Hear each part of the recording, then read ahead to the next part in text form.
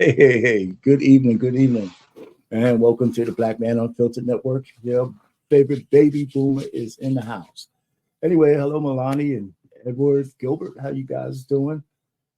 And another happy Monday in front of us. One more day, and we can get all this election stuff out of the way, which is cool. So everybody could breathe easier again. We'll find out who's going to be president. And no matter who is the president, we still got to survive, no matter who's in charge. So we got to keep, our families safe, and we got to be able to move forward. So, hey, A team, how you doing? Welcome aboard. And it's we live in exciting times. I'm telling you, we've been going back and forth with this Harris Trump thing for a while, and it's been going on way, way, way too long, and it's almost over. So I know there's going to be a stream tomorrow here on the network, so it should be interesting to see that live as we go through it. I'll be here tomorrow. I guess that's going to be the whole flipping tables. We're going to be talking about state by state, where we are, and that should be fun. Anyway, so one way or the other, it'd be good to see this thing over. Anyway, I'll probably be dropping the link early, see who was going to come up. Usually I drop the link and nobody comes up, but I don't know if that's a bad thing. I think I got well received for my last stream last Monday. And matter of fact, a little bit, we're going to go back and revisit that stream just for a period. I mean, I think anybody who missed the stream last week needs to go back to that, because there's a piece of that that leads into what we're going to talk about today. When we're talking about the second emancipation of Black men, I look at it from the standpoint that the first emancipation was us being free from shackles and slavery, and going forth to take part of the Reconstruction period, actually even holding office. Even under all that pressure and racism, we built families and we tried to carve away. But you know what? Even then, there were some Negroes who refused to get off the plantation. And so today, I look at the Democratic Party now, just like the Democrats back then, who had us in chattel slavery, have us in mental bondage. And there's a certain amount of blacks who refuse to get off that plantation. And that's their right. We don't need to start calling them names and stuff, but there's people still on the plantation and they refuse to get off. What I don't like, however, is for those people to treat the rest of us who want to be free from the shackles of the liberal right, the liberal whites and the liberal blacks who want to keep us in the victimization mode, keep us telling us we're less than, to keep us saying that we can't compete in this world with other people. We need to have pacifiers. We need somebody to take care of us, because after all, we're just black darkies, and we're less than everybody else. So you got to let us take care of you, baby boy. And those days are coming to an end. And I'm happy to see enough black men stand up and say, you know what? It's time to get off the plantation. And so what I'm going to do is I have, well, first of all, let's talk about emancipation. I think everybody knows what it is. Hey, Through the Fire podcast, how you doing? Everybody knows what that means, right? But let's just go over it. It's a fact or a process of being set free from legal, social, or political restrictions. In other words, to be liberated. And I think that we're seeing black men being liberated. And the reason why I'm saying that, when's the last time in the news media have you, besides something real negative, like, crime and drugs and shit like that, that everybody's so concerned about what we think about, well, how we're going to vote, what we're going to do about the future, that we actually have a claim on that son of a bitch. And we're going to say in our own words who we want to be president. And how, it's amazing for us to see those snakes in the grass come out and say the most vile things about us as black men. The contempt, of the plantation black women and the contempt of Obama and his wife telling people, telling other women that they should leave or defy their husbands. We got our marriage rates are terrible as it is.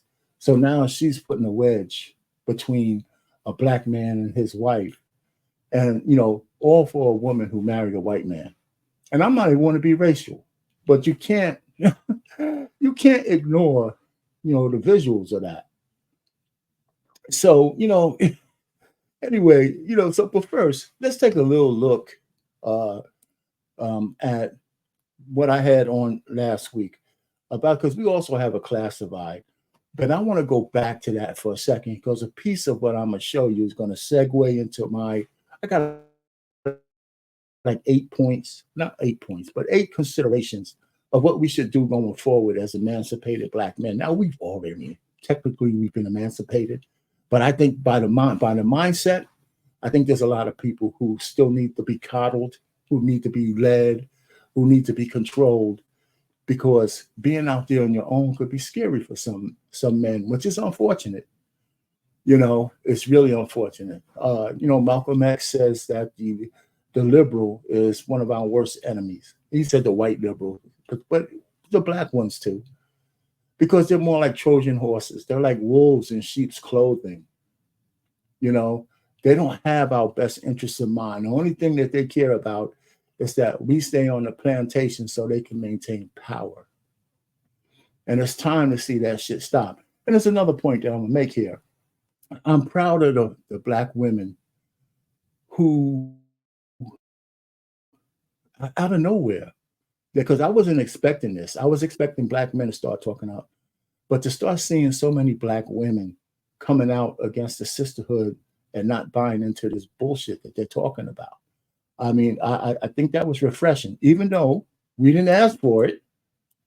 It's refreshing to see. It really is. I have to give some of the sisters some kudos.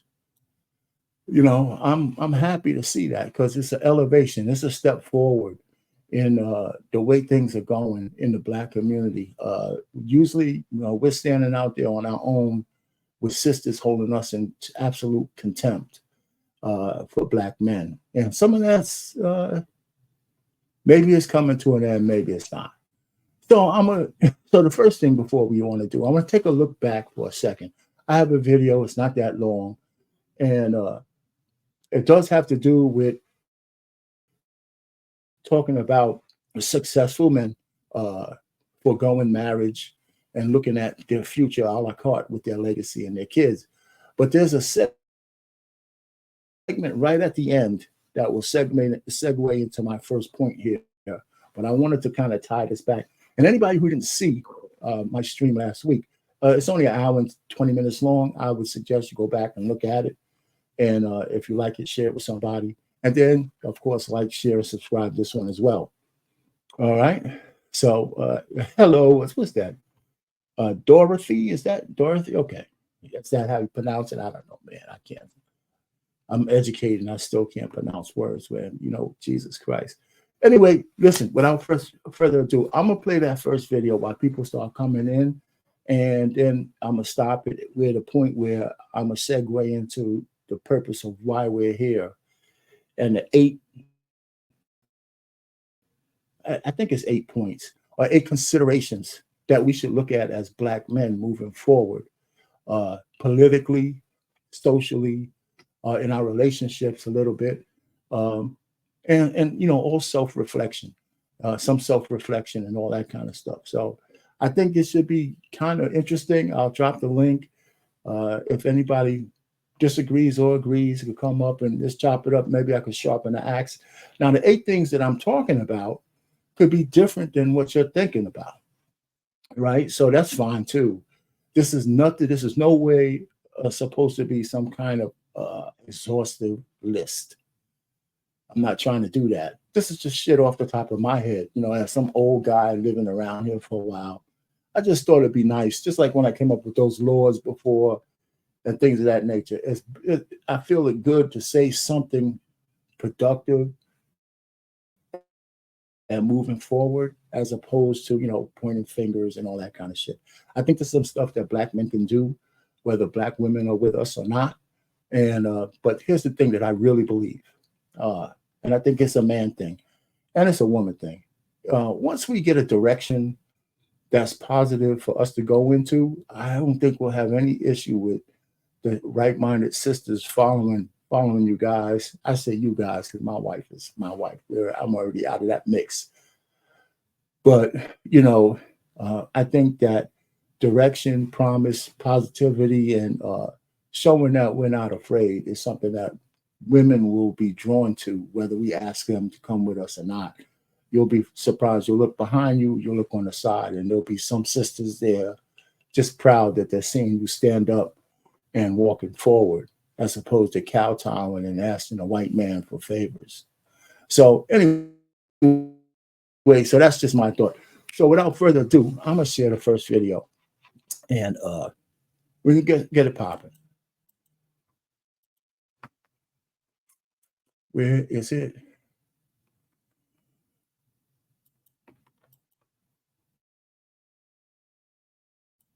Successful men are not choosing to get married and have kids. So let's hear him out. Let's here in Miami. So I meet a lot of successful men out here in Miami, successful in many realms. Financially, they're in good shape. They've got a bit of social status. They've done something important in their lives. They might have been CEOs. They might be retired. But there's one thing that's destroying them. One thing that's destroying all of these men who have worked so hard their entire life to build this fortune, to have these beautiful apartments, to have the beautiful cars. There's one thing that's destroying, and I want to talk about this one thing. It's fascinating because I feel like they have so much in their lives, in the sense of they have resources. The cars I see here, the apartments, the villas, hundreds of millions of dollars on beautiful real estate, beautiful cars, the dinners, the places they go out in. I am in the epitome of what you describe as the cream of the crop in terms of wealth. Okay, people come here with money. They come to Miami with money. They buy beautiful condos. They meet beautiful women. This is why I moved here 2 years ago, because I wanted to be part of this kind of elite level of money and society, if you like. However, that comes with a downside. So let's talk about this one thing that's letting all of these men down. So I met a successful guy the other day, tall, handsome, runs a robotics company, right? A robotics medical surgical company. Guy's like 6'4", great beard, completely ripped, lives at the one hotel in the residence section, so he's got great accommodation. And you know, the guy's got everything. He's got money, he's got looks, but he doesn't want to settle down or get married. And I was like, how come? I mean, I knew why, but I wanted to ask. I was like, how come, bro? How come you don't want to settle down or get married? Like, what is it that's stopping you from doing so? He's like, oh, man, it's just not for me, man. It doesn't make any sense. So I probed deeper and deeper to find out more. It's like, okay, what doesn't make sense? He was like, you know, financially, I don't know what I would do. It doesn't make sense financially. All my assets would be under pressure. And I was like, what about a prenup? When you get a prenup? And he was like, yeah, but that doesn't mean shit these days. She'll still take all your shit. So this guy was scared of losing everything he'd ever worked for because he doesn't think it's worth this concept of this old school concept of marriage. Let's admit it is a bit of an old school concept. Here we go. I'm talking about cars. I've literally got like a Ferrari Lambo. Check out this Lambo cruising through now. Just another day in Miami. It's normal to me here. Mm-hmm. So anyway, this guy doesn't want to risk all the shit that he's ever worked for to potentially go down the drain. He doesn't feel like it's worth him investing his time into one woman. That is the problem here. Beautiful car sound. Most of these men feel like relationships are transient, which I would agree with, especially around here. Around here, yeah, Miami is a shithole, full of sugar babies. And well, here's where the segue comes in. My man from Legion. is going to talk. Transactional love. But the point is, it's the laws. The laws are what the main issue is, because a man doesn't mind getting married to a woman that he likes. It's just the risk is too high. The bias is in court. Getting divorced when you have a ton of assets or make a ton of money spells doom for you, because you probably worked really hard to get there. It's an incredibly blessed position to be in. Not many people are there earning as much as you are, and you could lose half. You can have a child support payment that is astronomical. Like, you could be paying $10,000 a month for one kid just because you have to maintain the quality of life that your wife had, and the court thinks, because based on your income, that is okay. It doesn't take $10,000 to feed a kid. All right, so you guys got the point, right? I just wanted to say that because the very first thing I'm going to talk about, or one of my very first points, is that we got to get laws changed. And part of us being emancipated is that we need to get the laws changed that will benefit us. And how do we do that? And how do we start that process? Hello, Locks to Smiles, how you doing? How do we start that process? You know what I'm saying? And so I have some thoughts. So the very first thing I'd like to do is I'm gonna share with you the next thing that's on my list. Okay, and it's a chart I got. I think it's a Pew Research or whatever it might be, might not be. I don't know, but that's okay. All right, this chart here, I believe everybody can see it. This chart, right? So let me make it a little bit bigger. We don't have to worry about any copyrights on this chart here. Now, I believe that now that we've established that the Democrat plantation is not necessarily where we need to be. Hey, Joshua, how you doing? It's not where we need to be. I say that our fortunes lie in becoming independent thinkers and voters, right? And so if you look at this chart, it says 1994 to 2018, there hasn't been much movement, but we've been in the 30% people who identify as independent voters, even though there's a certain percentage that leans towards the Democrat Party or leans towards the Republican Party, and then there's that little small swath in the middle of true independent voters. But what does that really tell you? That means that there's a lot of people who, even though they're affiliated with a party, they are willing to vote elsewhere depending on the policy. And I believe that in that middle swath, that's where change happens. Now, if men who want to change marital laws, child support laws, paternity laws, things of that nature, you will not get that by just being a Democrat, because that is that Democratic Party is a party that is for women, right? Anything that a woman wants, the Democratic Party is beholden to. Black women, all kinds of women, all the liberal things. So somehow, in order to put pressure on that party, you have to divorce yourself from that party and make your vote valuable by even the threat of going to the other party. Now, I'm not saying you have to, but if you look at 2018, there's 38% people who are independent. I saw a new poll, and I don't have a chart for that.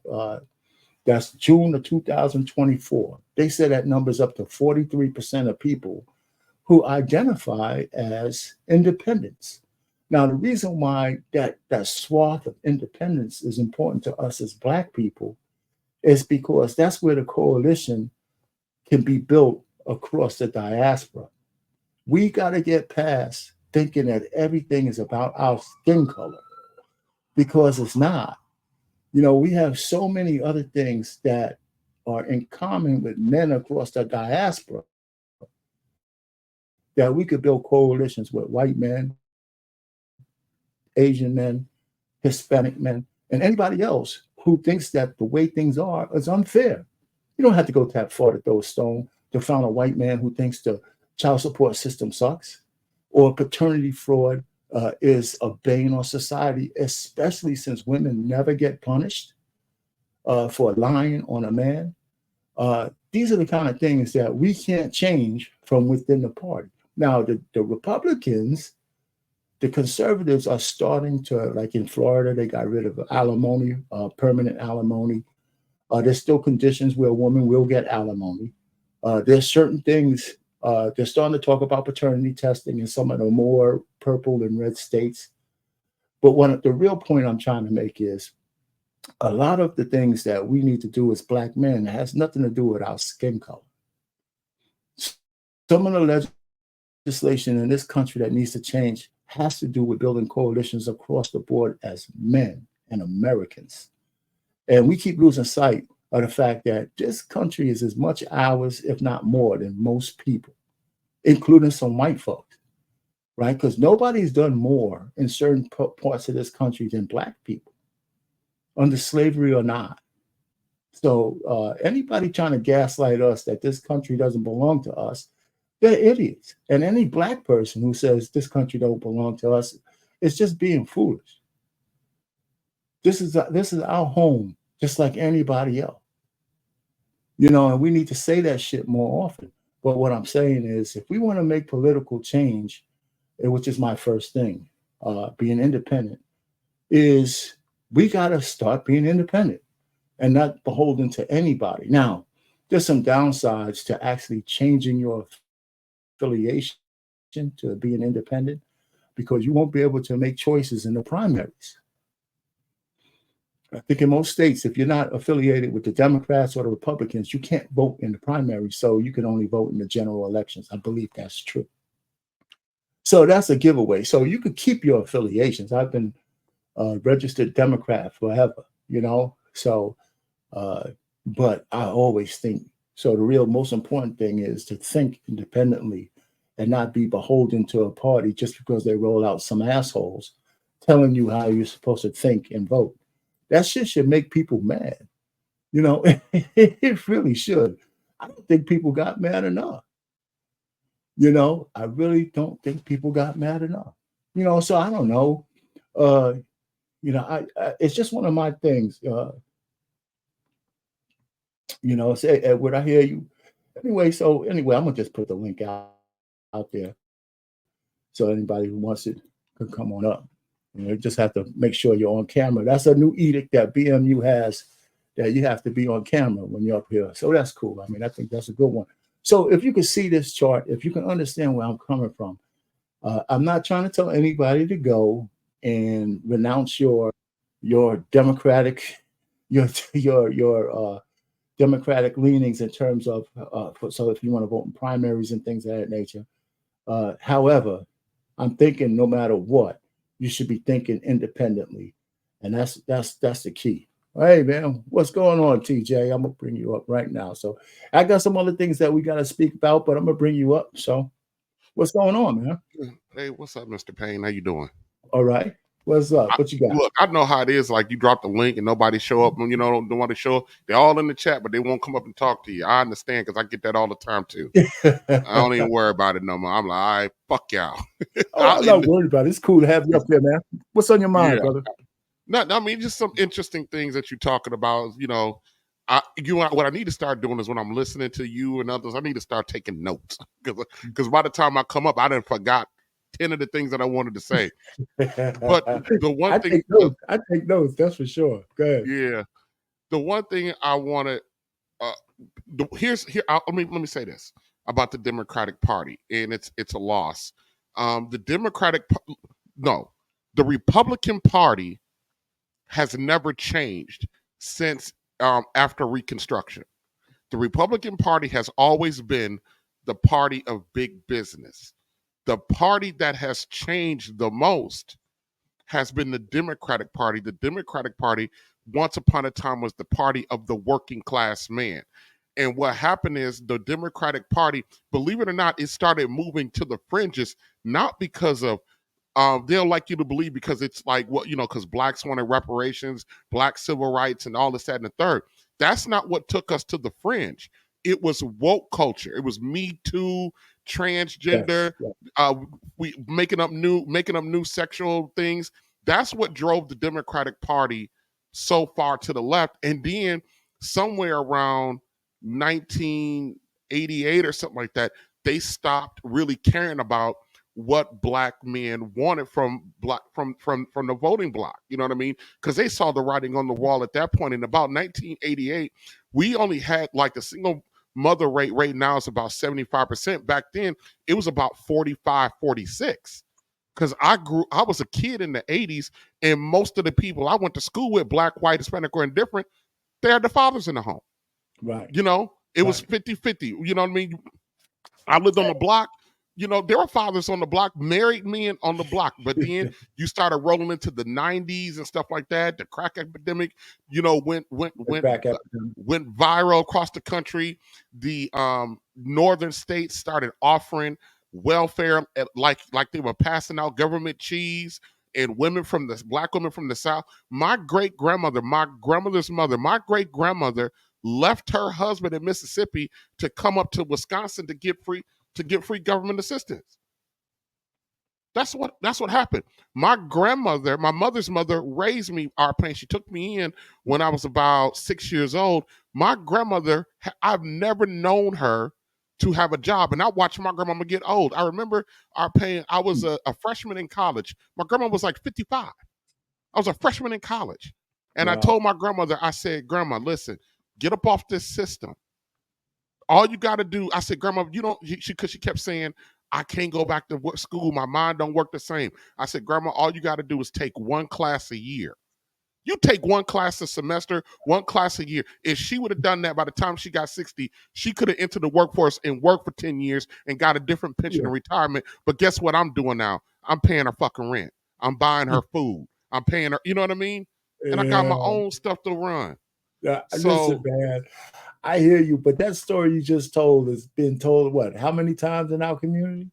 good Lord.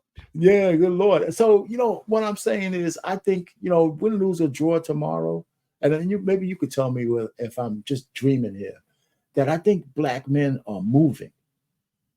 I think Yes. we've moved.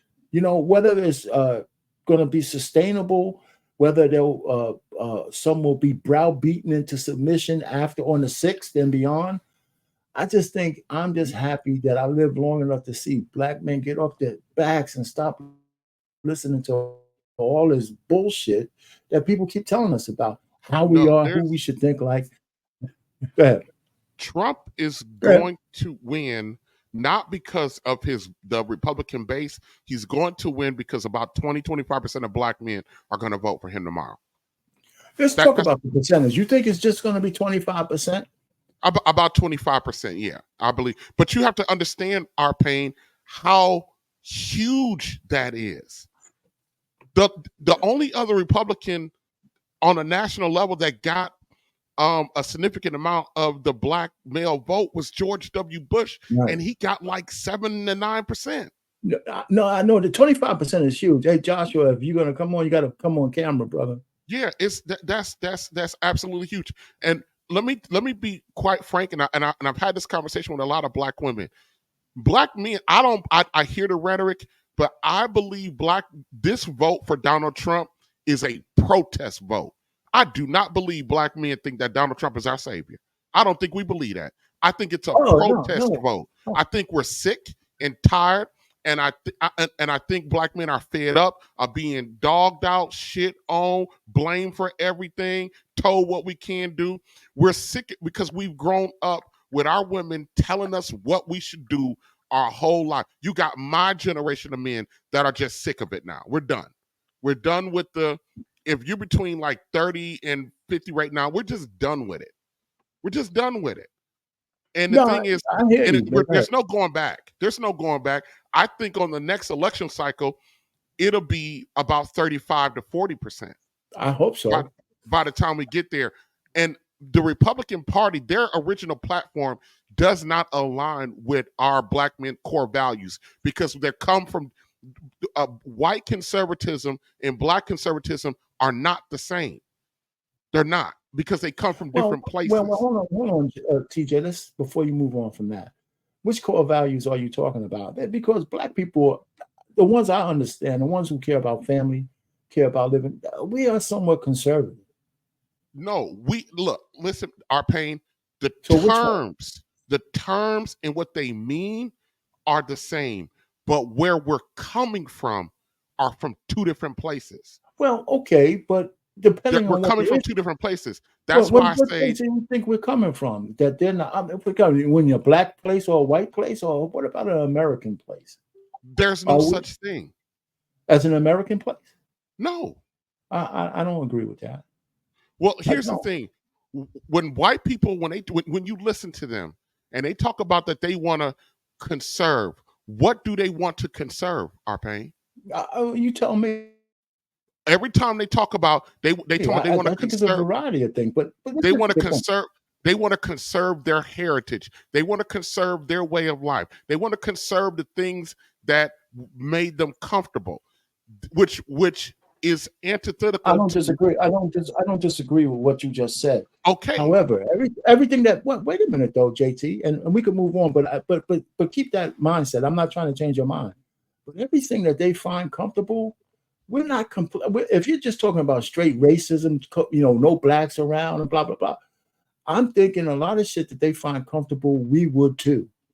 Right. Family, safety, good jobs, low inflation, shit, no crime on the streets, or less crime on the streets. I think we find that comfortable as well.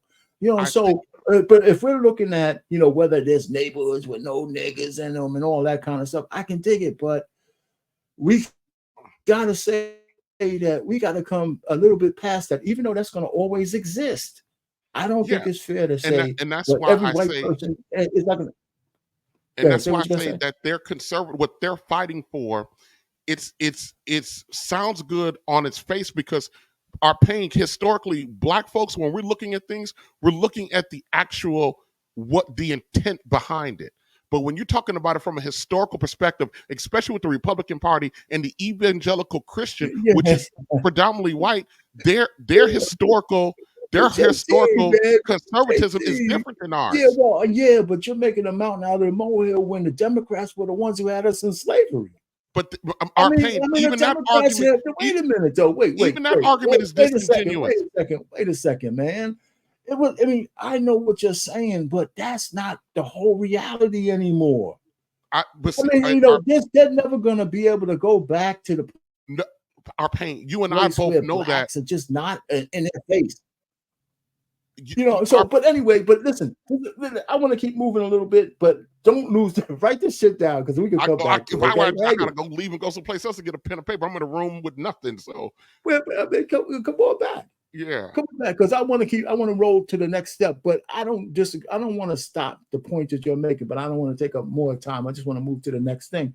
But I agree with some of the stuff you're saying, and I disagree with it because I think the mindset you have has us locked into the past. And I'm thinking we shouldn't be locked into the past, but we shouldn't be naive about it. And I believe white people are I can't believe, I don't know how they're thinking, but I know it's not just let's get rid of the niggas so we could go back to what we used to be before. There's a lot of them who say, I don't mind sharing this space with us. That's why we're not still slaves. Right? They could be savage anytime they want. Why are we being able to do the things we do if they all just wanted us to be gone? They could do it. They could do it, right? We know them to be as savage as anybody on the face of the earth. How come that's not happening? That's what I'm trying to say. So we need to stay away from the extremes, even though I get where you're coming from. no, And my they point are was whites who would my rather have point. no blacks around.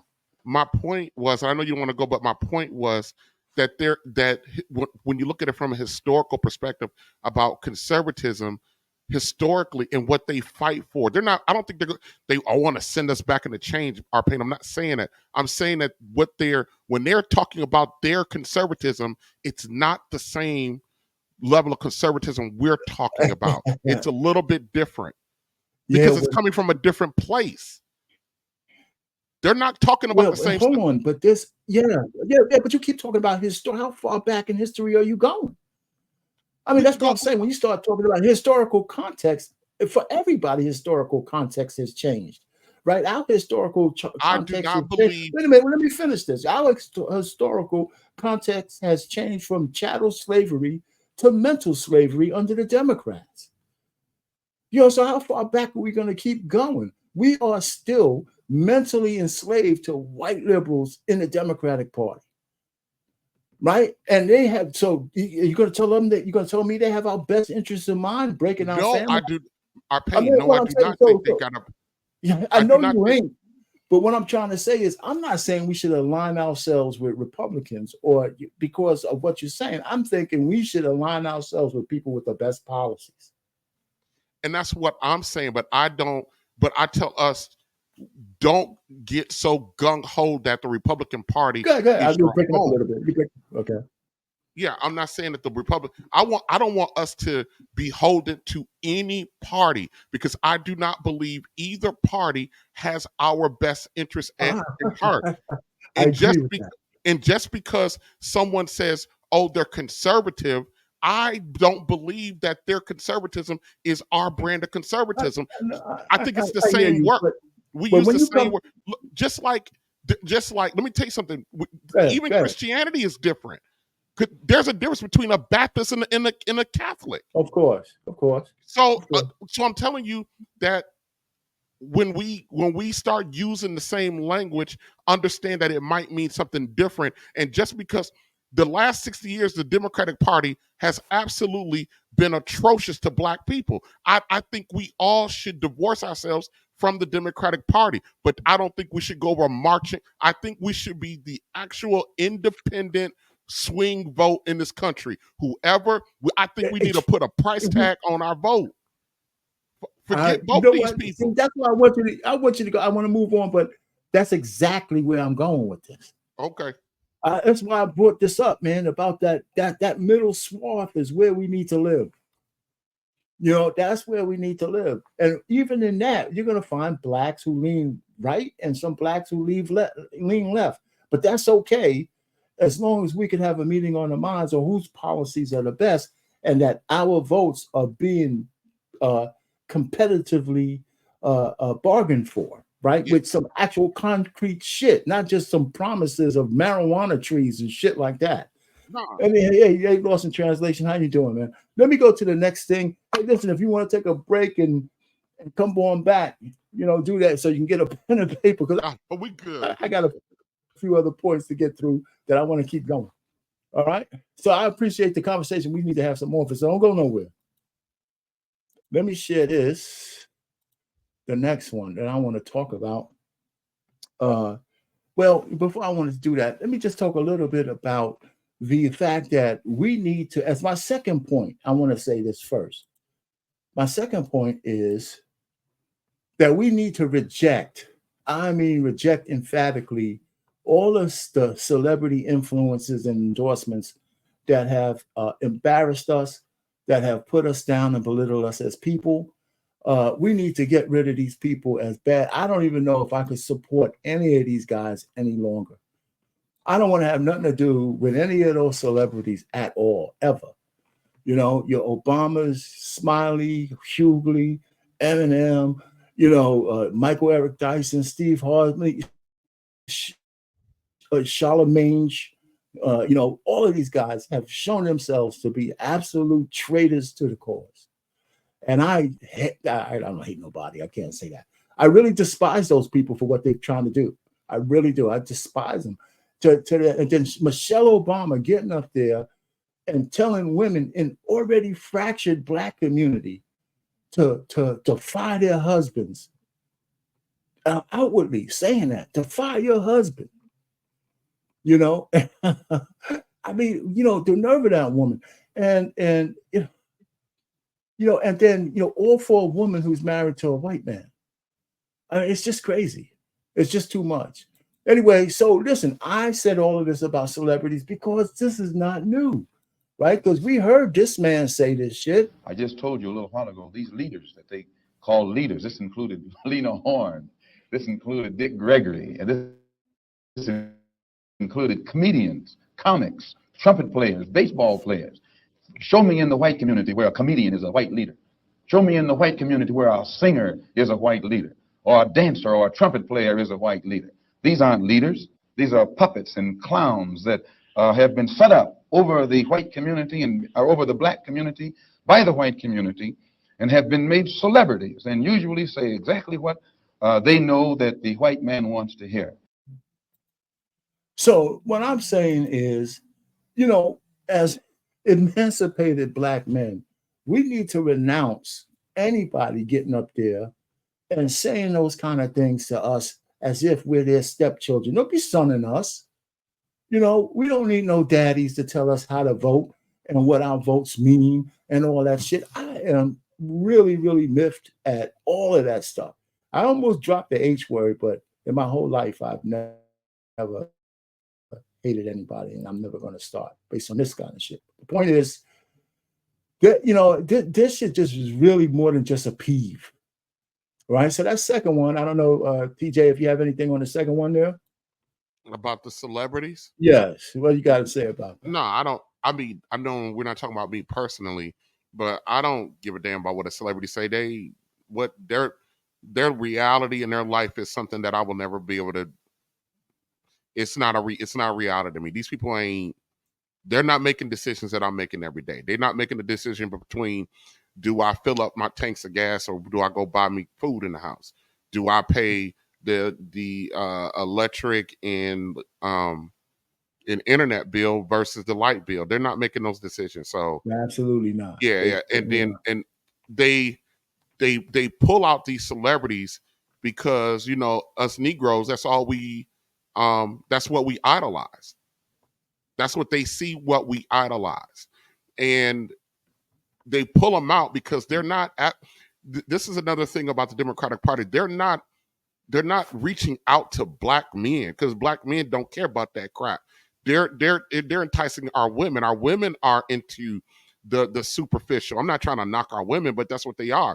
They're the ones watching the Real Housewives of this and the this, that, and the third. They're the one that gets enthralled by that crap, not us. So they're going out to try to reach them.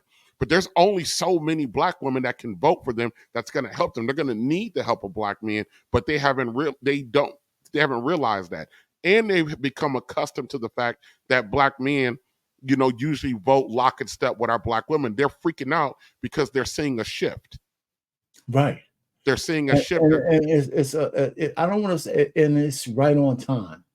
And that's why I try to tell people that shift has nothing to do with Donald Trump. It's a time that's way past due. It's right. It has nothing to do with it. It's just way past due. Yeah. And that's what I'm saying. Yeah. This is what JT is talking about over here. Question: do you think that it's conducive for black people to keep this group identity as blacks? I'm not sure. I don't think it's worth arguing about. I really don't. I think because there's always going to be people who want to be considered blackity black, and there's a place for it, and there's a place not for it. You know what I'm saying? But go ahead. You notice we're the only group in this country that they micro divide like this. Okay. Because we're the only group that they can split our votes, split our interests, split our money, split our families. They can do that to us because we allow it. Because we fucking allow it. That's just it. Right, so let's get on.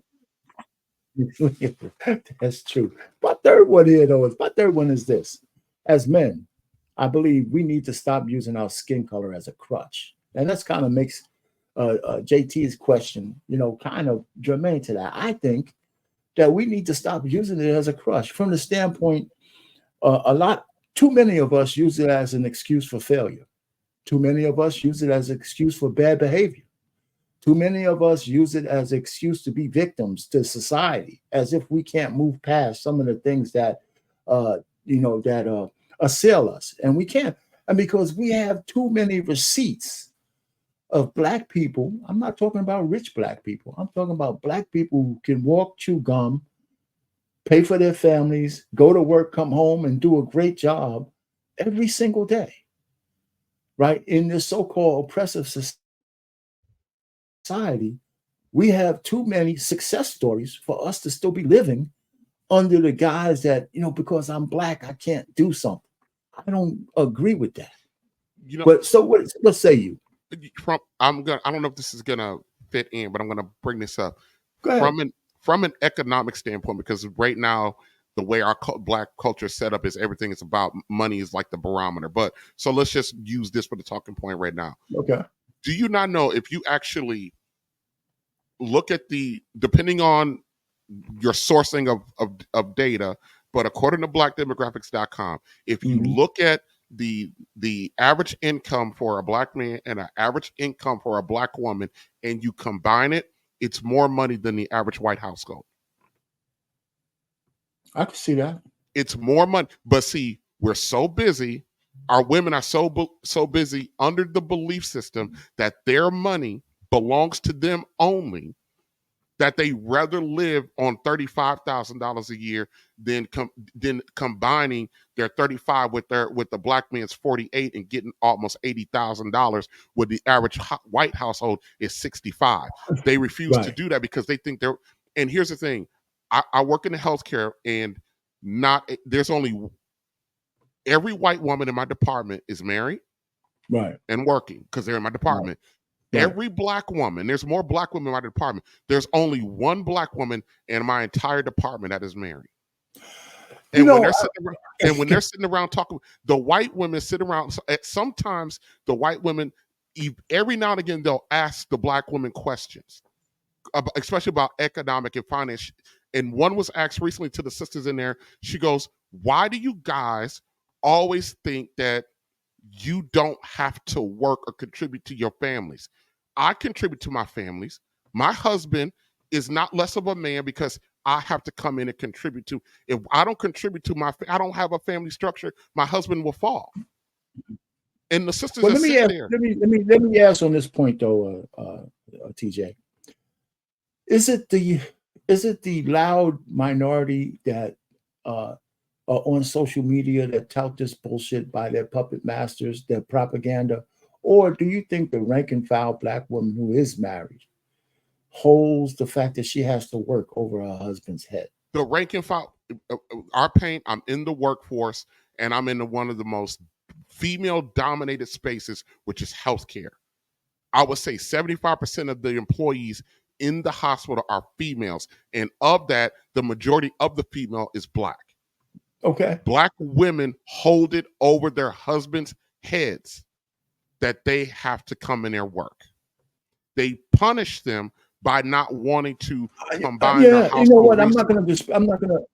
And no, I'm with you. I'm not going to. And I'm being very anecdotal because I'm going by what I'm seeing and what I hear. And when I listen to these sisters talk, these sisters get resentful that they have to work and that they got to contribute something. They hold back their entire income from their husbands and don't understand why they're still poor, why they're still not why they're still not advancing.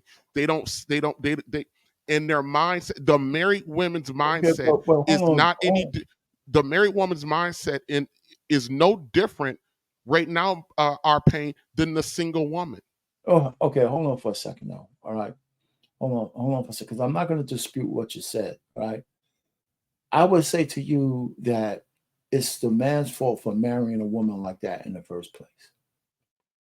I don't think a man should. Listen, hear me out. Hear me out. I'm not trying to put it on the men. I think half of the dysfunction in our families is because we're marrying the wrong women.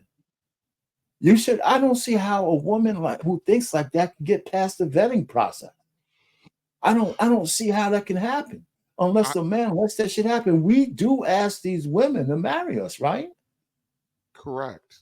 Right. So how could you, so what I know, I don't want to make this a man against woman thing. This thing is really about men. I'm saying that the fact is what you're saying, I'm not saying it could be. Let's just say your shit is true. Then my retort to that is, why are we marrying horrible women like that? R.Payne. Why? The question is flawed. Okay, so tell me what the question should be. The question is, it's not asking why are these men married. The short answer is men want wives. No, the problem is R.Payne. That's not a good enough answer. Yes. No. Wait a minute. Let me finish my full thought. Let me finish my full thought with your question. Let me finish the full thought. Okay.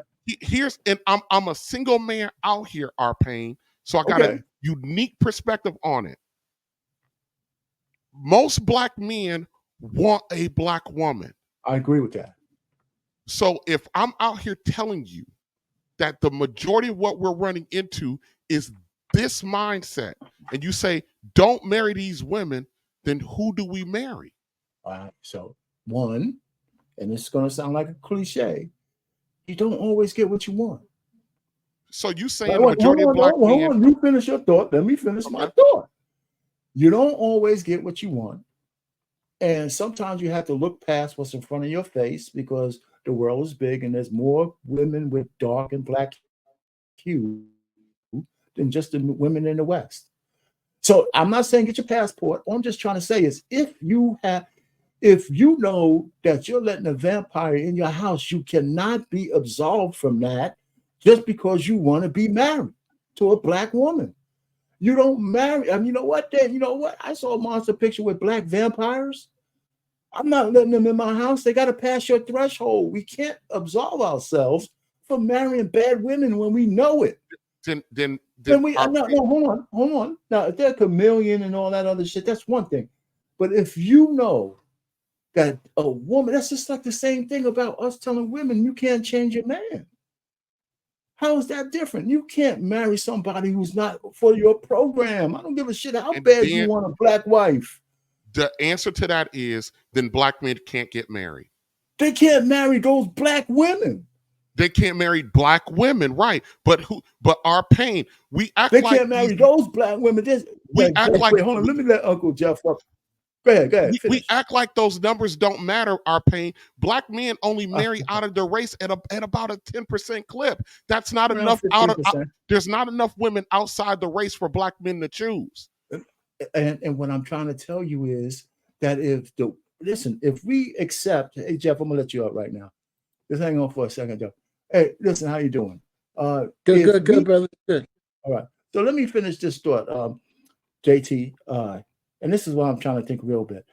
We can't absolve men just because you want a black wife, but the pool is tainted. You can't use that as an excuse that I'm just going to settle for anything. Now, I'm not saying, well, because there's black women all around the world, right? So if you got to try a little harder to find the one you want and you want to stay black, you got to do that. But you can't use it as a crutch or an excuse to let the wrong woman in your house, knowing what will happen to you if you got a vampire.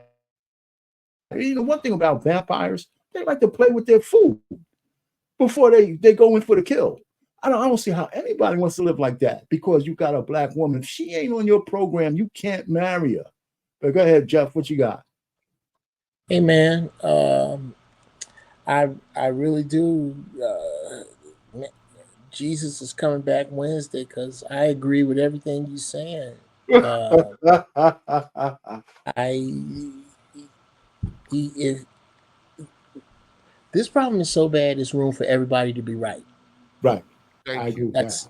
Any just about any issue that you can bring up with black people. There's so much room to be right because of the 4th century experiment that is what we can laughingly call our culture. When you look for traits in a wife, I think it's like this, brothers. Ask yourself what values you're looking for, and then find a place where brown people are in the world that honor those values. That's more than likely where you're going to find the kind of woman you're going to need to be with. And don't care what they say about you. Don't care what they throw out about you. I've said this over and over. Those of us who are level-minded, happy, in same race marriages, in interracial marriages, are all on the yacht SS Happiness, while these bitter broads are floundering around in the water, drowning each other, drowning themselves, and talking shit on the way down. Let them talk shit. Let them. Here come Isaiah 4. Let them. Yeah. Let them. Yeah, I hear you. Yeah. I hear you. Anyway, listen, I have some more for you because I have like 8 points that I wanted to get through. And, you know, I know your name is TJ. If I mess up once in a while, make it. I'm just messing with you. No. But anyway, listen. So that's my third point is that I think, you know, like I said, just want to repeat it, that I think as men, we got to stop using our blackness as a crutch. And I said the 3 reasons why. There's probably more. But I think that if we look at ourselves for what our value is and what we've accomplished, even under the so-called oppression that we're under, it's miraculous. I mean, it's the truth of the matter. We're not so far removed from the worst kind of shit in history. And here we are on podcasts, and we own this, we own that. We could do more, but I think part of it is some self-inflicted wounds, and we got some racism that's still around us. But I think that we need to look at ourselves in a broader picture.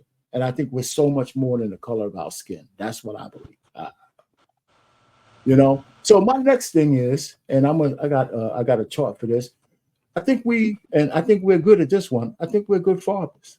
I said one of the things that we need to do in this new emancipation run that we're on is continue to be good fathers and expand that. And I'm going to show you guys a chart on what I mean. All right. So we already have the credentials, the evidence that, so where's that at? All right. Got it? There it is. All right. All right. You know, we have some that have the CDC and all that sense.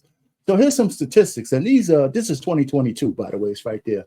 Right. So say 40% of our Black folks have a 2-parent household, right? The married couples, right? It's 39%. 31% of our households are run by Black women, and only 5% are run by Black men. That means there's no marriage and nothing, just woman or a man. And then 16%, they say, are a non-family household. I guess that's foster care or whatever. And those numbers need to improve, all of them, right? The numbers for married couple need to go up if we want to raise children in a proper setting. Everybody says a 2-parent household is better. And if we can't get that over 50% or closer to 60%, we're going to kind of be stuck, right? But because 31% of the households that are run by women, we don't have to go down this rabbit hole. We have enough receipts to know what that shit means. All around, we know what that means. We don't have to go down there past women. We know that number is way, way too high for a myriad of reasons. And part of those reasons are parental alienation. Part of those reasons are happenstance, deadbeat dads, blah, blah, whatever you want to say. That number is way too high. And it's not a flex to say 5% of men who run their households, if that goes to 10% or 15%, that's like a Pyrrhic victory because we don't want one parent raising kids anyway. The real thing is that the marriage number is the one that needs to change and go up. And that's the way I look at this data. You know, so you guys can chime in on what this data tells you on your own. If you want to go first, Jeff, then TJ, you can go after that. But I'm just saying, if we want to improve as Black men in our move forward, these numbers need to change. Agree, disagree, or whatever you got to say.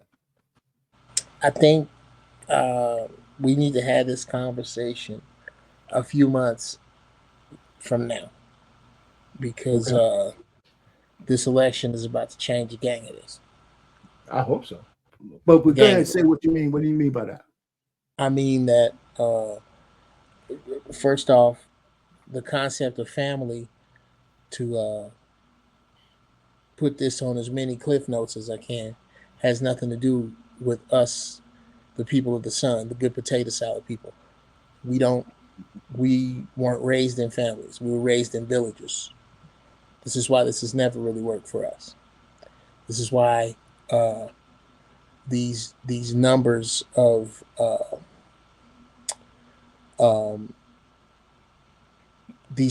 comparison are from a European mindset that is failing. So what I'm And what I'm not arguing with you that our children don't need guidance.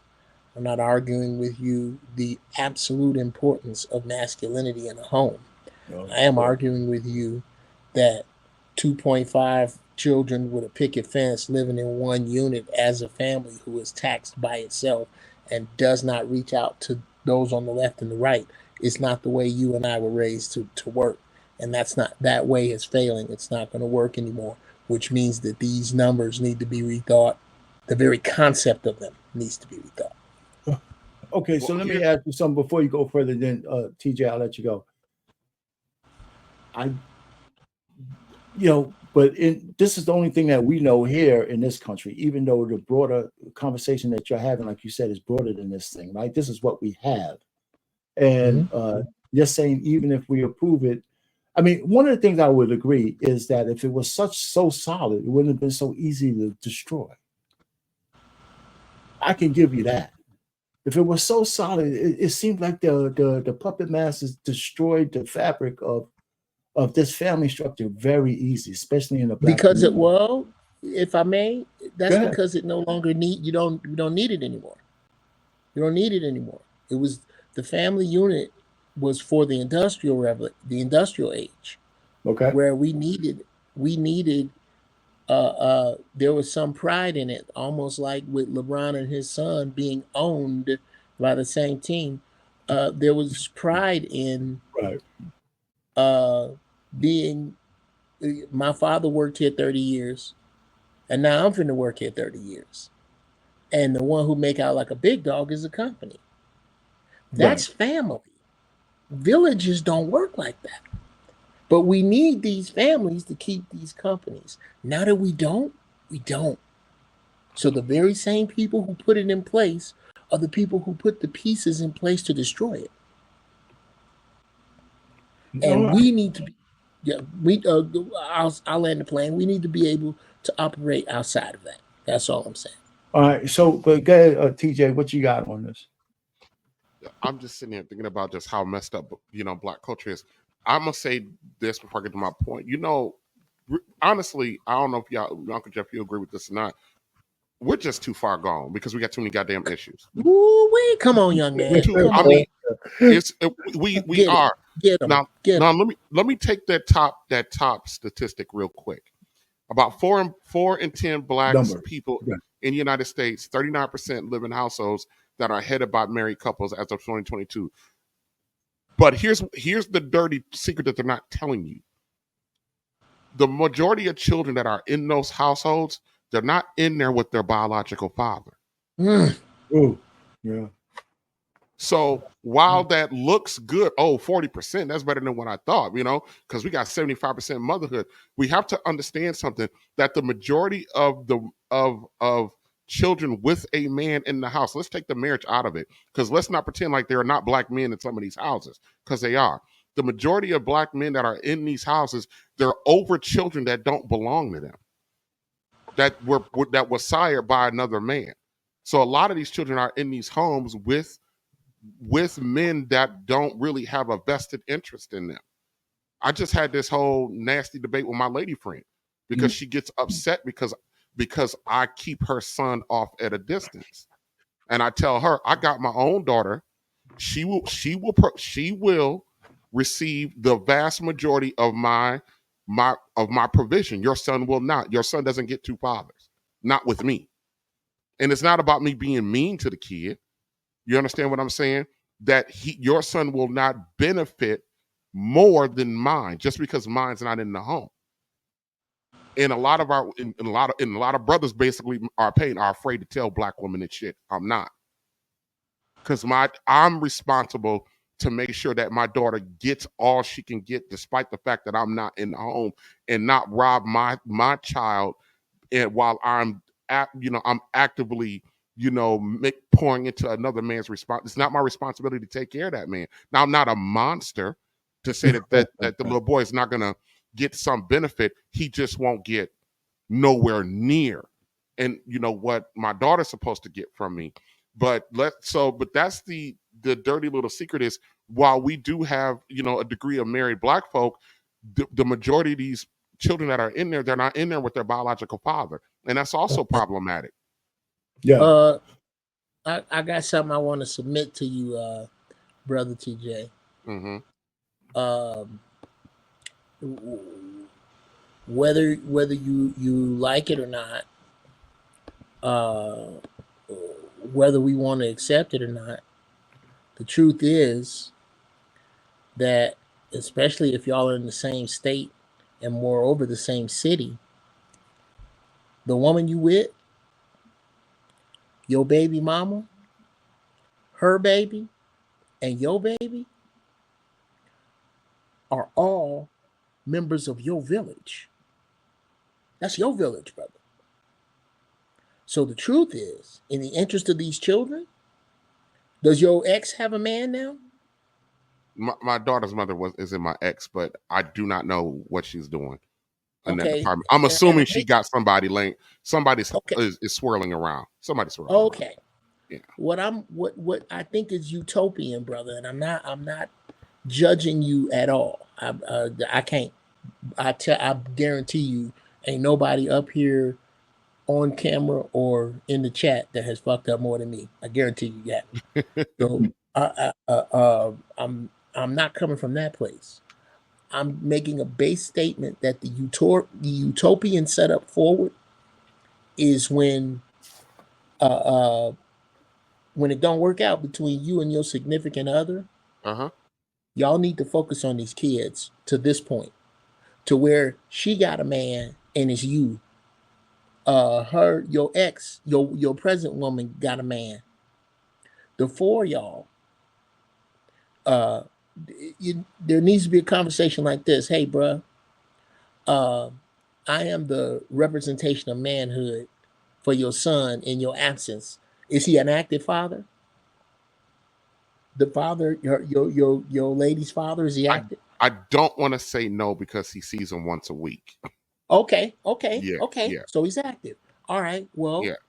let's me and you decide what manhood is, because that's what we got to teach this boy. And Well, he it's got your son to chastise, but we gonna set up what the rules are. When he grounded here, he grounded over there. Whatever we are good at, the assets I can bring to these children, the people I know, the expertise in my field, I lend that to your son, and I expect you to do the same. So that it's about these kids, and that's how a village works, bro.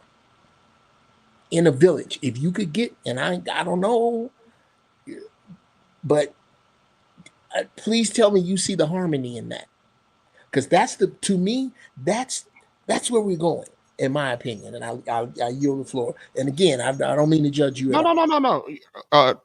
Uncle Jeff, unlike most YouTube Negroes, I got pretty good thick skin. You ain't got to walk soft with me. My grandfather, when I met my grandfather when I turned 30, one of the big things I tell people, I didn't meet my father or my grandfather till I turned 30. First thing out of my grandfather's mouth was, "Boy, you act like a girl." So if I can take that, if I could take that bullshit, you know what I mean? I could take what you got to say. I don't know. Here's the thing, and this is gonna sound selfish compared to what you just said, Uncle Jeff. Okay. Let's just take my particular situation. I know we're talking in general, but let's talk about my particular situation. Let's just say that this young man gets to, because they don't live with me, thank God. Let's just say this young man gets to move into my house, whatever the case may be. Me telling or having a conversation with that father saying, we are going to decide what manhood representation looks like. It's a one-sided thing, because the actual father lives in his mother's basement. He can't, and he's unemployed. He can't tell me shit about fatherhood. I mean, about manhood. He doesn't get to contribute to that conversation. And unfortunately, there's a lot of brothers out here that are stepping into these crash step dummy situations. You know what I mean?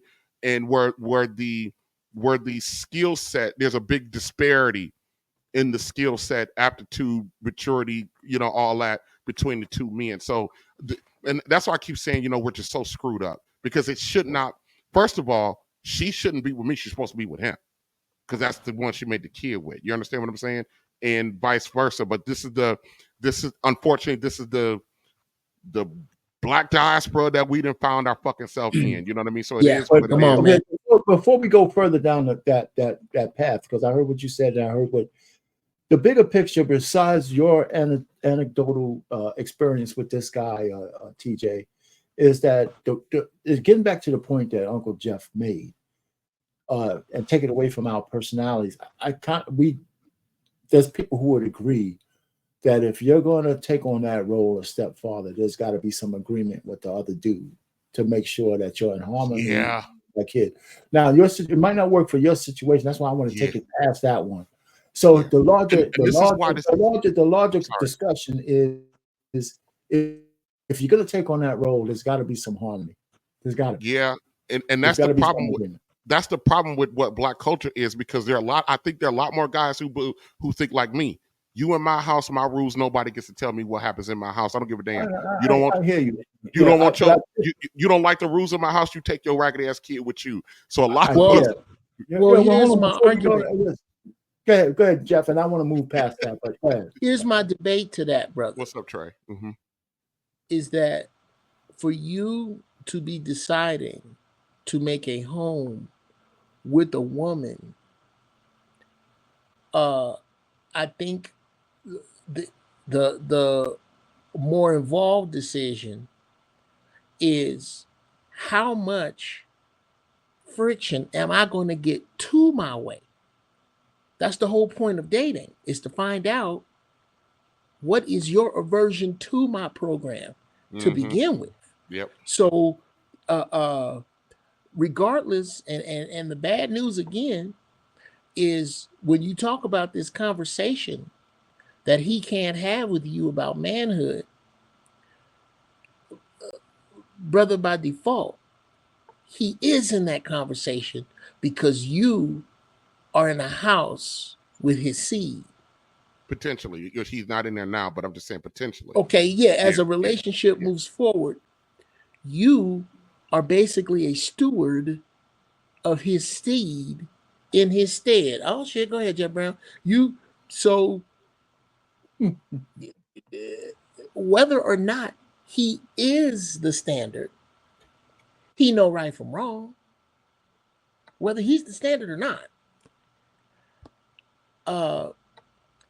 If let's just say this boy grew to idolize you. Oh Lord. And wow, it sure don't sound like you want to do this. And this sound like you being made to be in this relationship, bro. Somebody we need to call. You all right? Let me blink twice. If I'm in trouble. Well, let me put it to this. I don't want to go too far down this thing, Jeff. You're gonna make it because I want to introduce my man Trey, and we want to move. But I don't know how much you missed, Trey.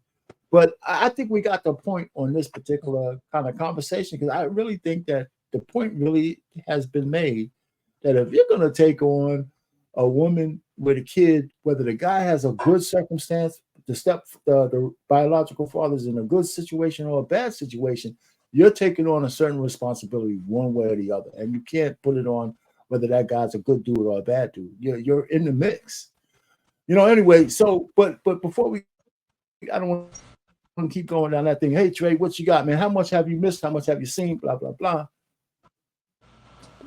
I missed a bunch. What's going on for this? Right. So yeah, listen, we don't have to go back to it. You can go back to the replay. What I'm talking about is you saw the title, the second emancipation of the black men. Based on what we're doing, the impact I think we're going to have tomorrow, I'm going through a couple of things I think that we need to revisit with a new mindset, right? And so I was talking about, being good fathers and how do we make sure we're better than we already are? What can we do to improve? So I threw some statistics up, and Jeff has his unique way of saying, hey, all of that shit is pretty broken, because that's not how our reality should be. But, we're living in America. But one of the things I want to kind of get past, and you can catch up going forward, is that getting off the plantation. And one of the things I think, and I don't know how we're going to solve this, and we're not, but men having kids that they can't afford to have actually keeps them on the plantation, right? Because now if they're on child support, it's the threat of jail. And once they're on child support with the government, we're talking about another 18 to 20 something years of your finances being capped by somebody else. And so to me, you're still on the plantation, you're in the system. And so, and I'm trying to figure out how come, and now we don't need to figure it out here. I just think that moving forward, we need to try to minimize that as men. And it's an individual thing, of course. If you ain't got two nickels to rub together, you shouldn't be out there making babies. Right? If you can't take care of those kids, you shouldn't have any. And that's what I look at. But that's what woulda, coulda, shoulda. It's going to happen. But the point is, your mindset can never really be free when the state is coming after you for everything. And they can decide whether you have a driver's license, a business, get a passport, all that kind of stuff. So that's something that we need to improve as men. Go ahead. That's kind of what a Trey. That's kind of a two-part issue.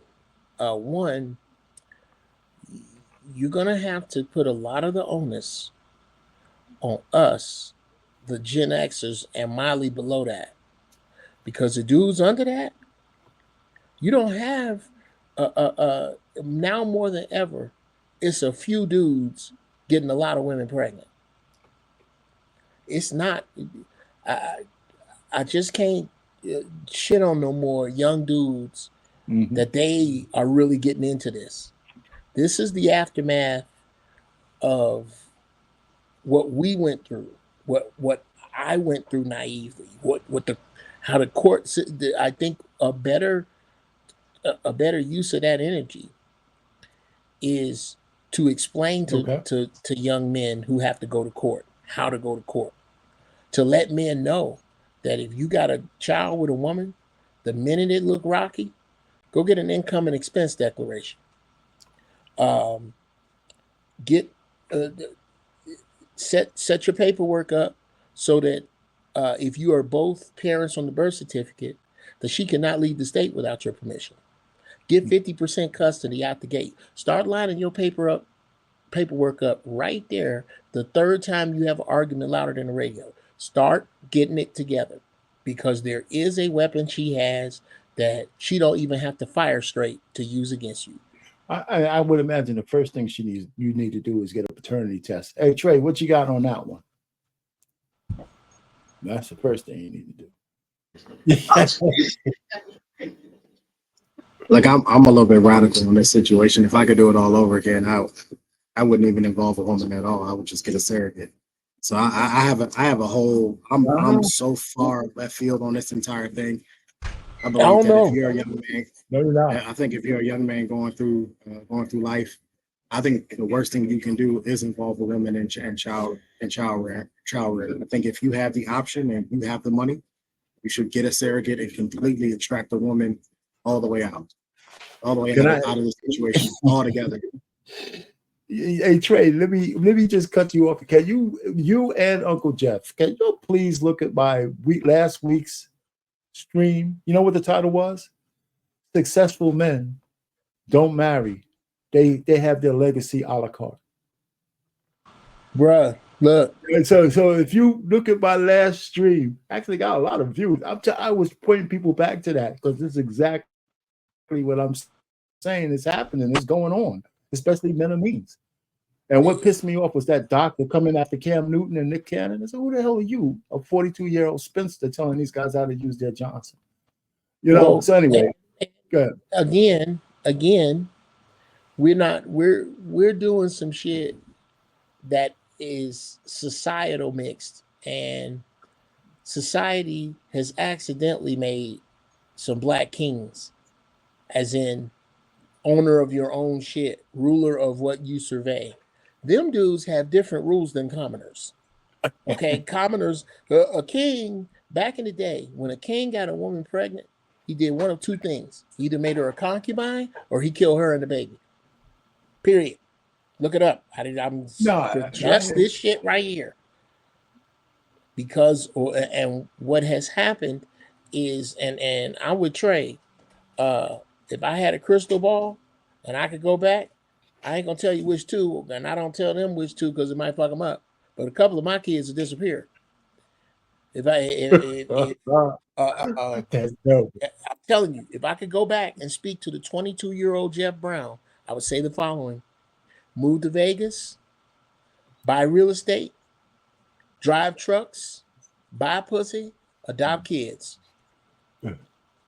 If I adopt all these children and I get these honest hoes to help me raise them, who do I owe child support? And I've done a great thing. I have adopted children. I pulled them out of a system, but now there's no female to weaponize the court system. All right.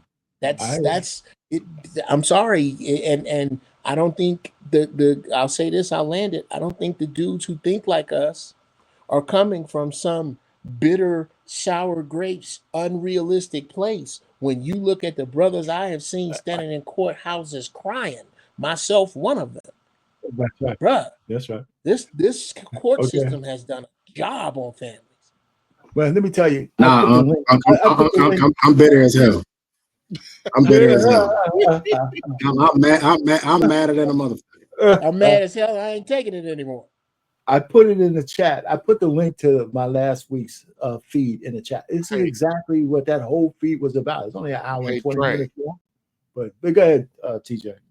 Trey, I tried a few years ago. I tried to get my daughter because her mother was homeless. They wouldn't even give her to me, even though her mama was homeless. Bruh. You know what they told me? They was like, "Oh, you gotta." You know what they told me? They said, "You gotta, you got an extra property. Why don't you just let her move in?" Jeez. That's what they said. They were like, "No, we're not gonna take her from her. We're not gonna take her from her siblings. Damn them fucking siblings." Bruh.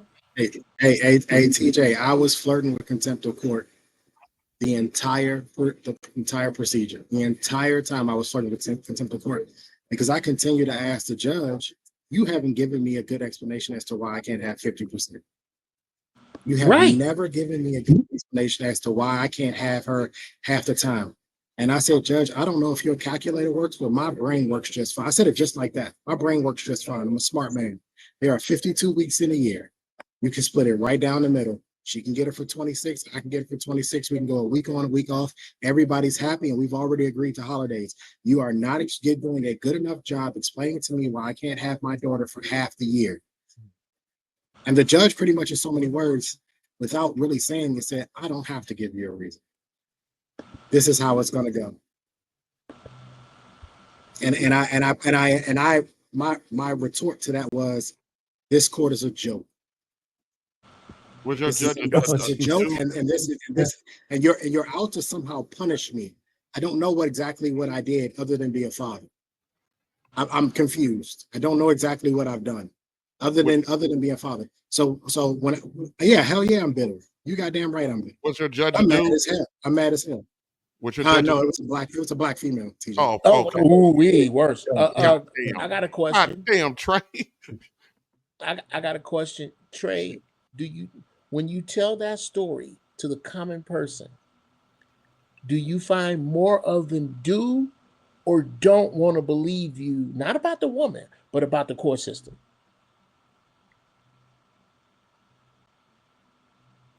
So it depends on who I'm talking to. Huh? Okay.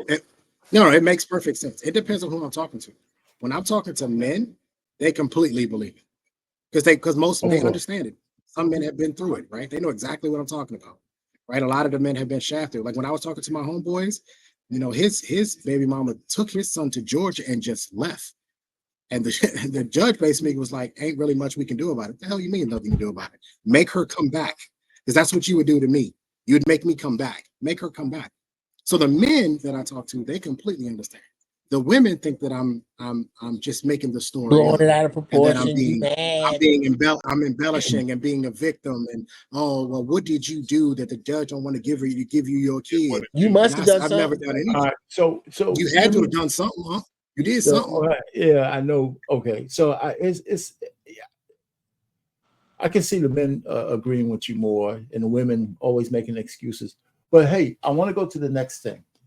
Okay, and again, the premise of this stream, trade down that you just came up is, if based on this newfound emancipation that we have based on what we think is going to happen tomorrow and what black men have done already to actually get in the news as a difference maker in this election. I said, well, what can we do to keep the momentum going or even better? Right. So the fifth thing I have on the list, I think is something everybody would be interested in.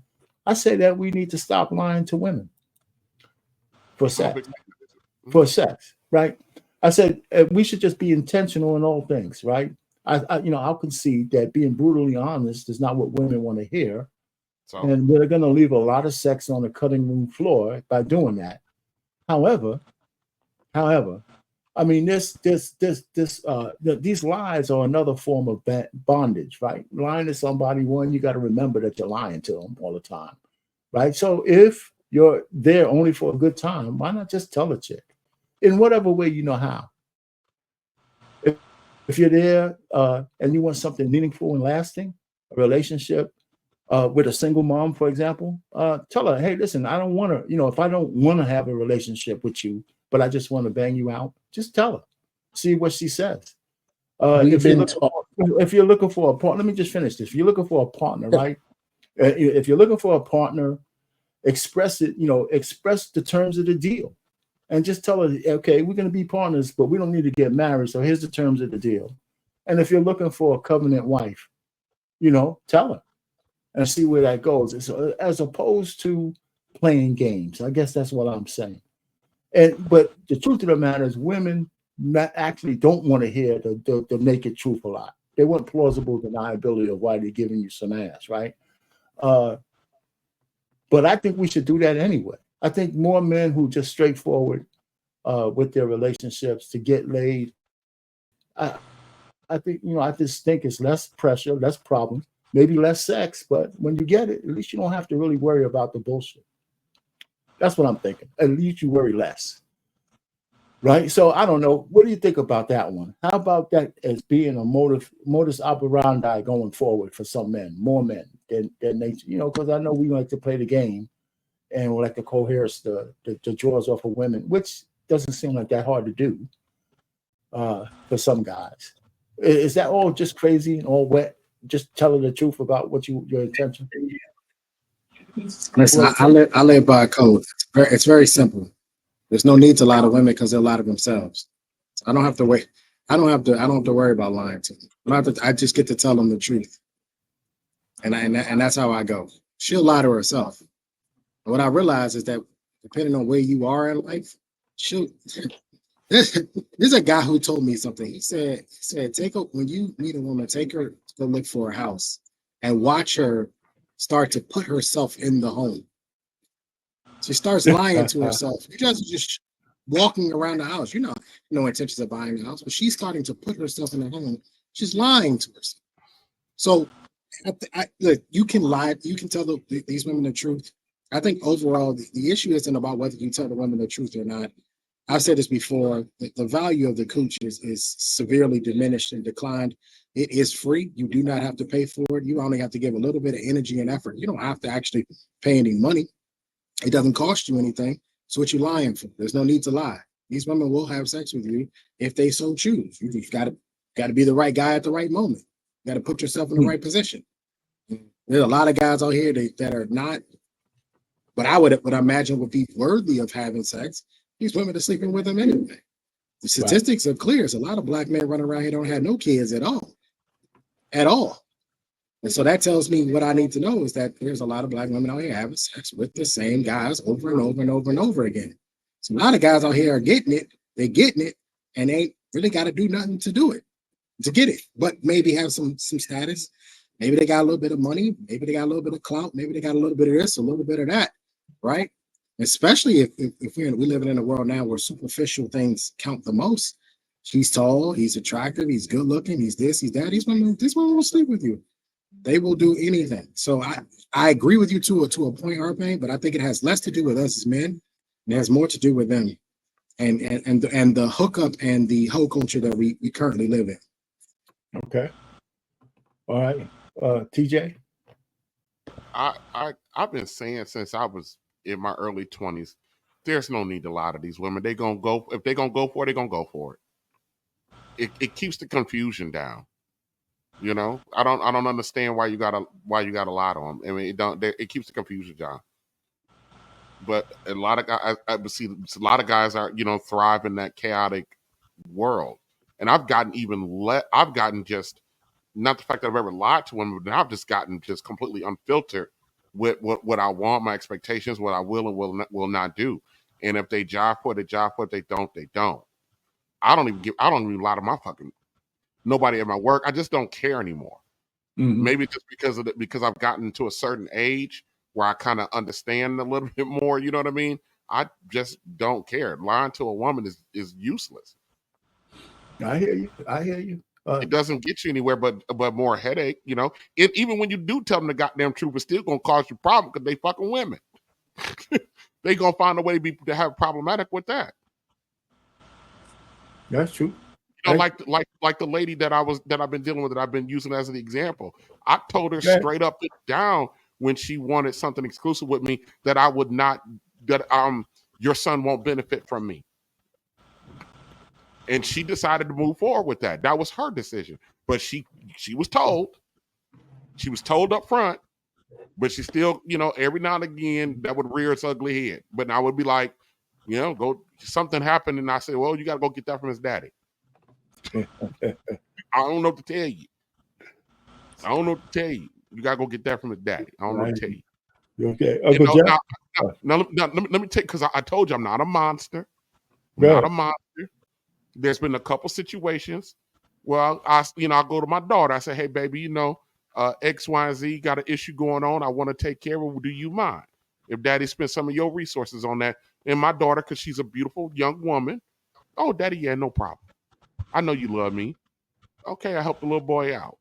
But, you know, you got, you know, you can't, you know, it's just, I don't see the point of not being brutally honest with ladies. I just don't see the point in it at this point.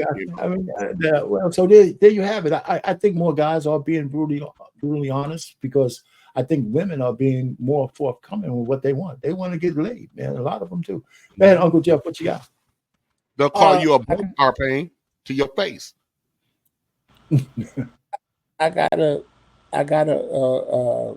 give TJ what I'm gonna call a hard applause, because what it is every story you've ever heard has a victor and a victim, and the victim of the story is usually the one who gets the shit end of the stick at the moral of the story. The moral of that story with that woman is that this is the man you chose to splice jeans with. The cautionary tale, it should be what you tell women about how I deal with you, so that they don't wind up doing this shit. Yeah. Because you made a mistake in choosing this man. Now, do you want me to backpedal from, are you trying to say my baby was a mistake? I'm not going to backpedal from that. Yes, he was. That's the same place Viagra came from. A mistake. They weren't trying to make it. There are plenty of things that come from mistakes. Did you mean to purposely fuck a dude to make a baby with a nigga that stays in his mama's basement? Was that your goal? Did you leave the house that day? Then you made and you are supposed to tell women that come after you not to do that shit. It's about to be some female victims, bro, and it's time. It's time. Society says it's time. The clock says it's time. It's time. And there's one of my favorite sayings is, there is no great American black woman shortage. There is a tainted pool of black female mind that we can no longer ignore.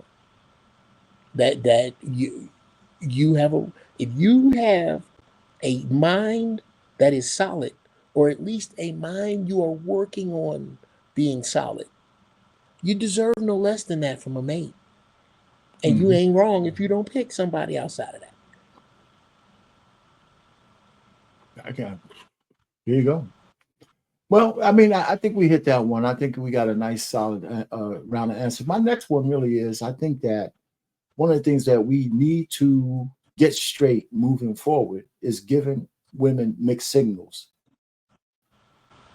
The manufactured body versus the natural one. And the reason why I bring that up is, and I'm gonna show you a video that'll kind of emphasize the point beside me just saying it. But the natural body, well, most men say they want natural women, but women are attention hogs, and all they see is the ones with the manufactured body getting all the play. So let me just go ahead and put that up, and bear with me for a second. It's a real short clip. All right.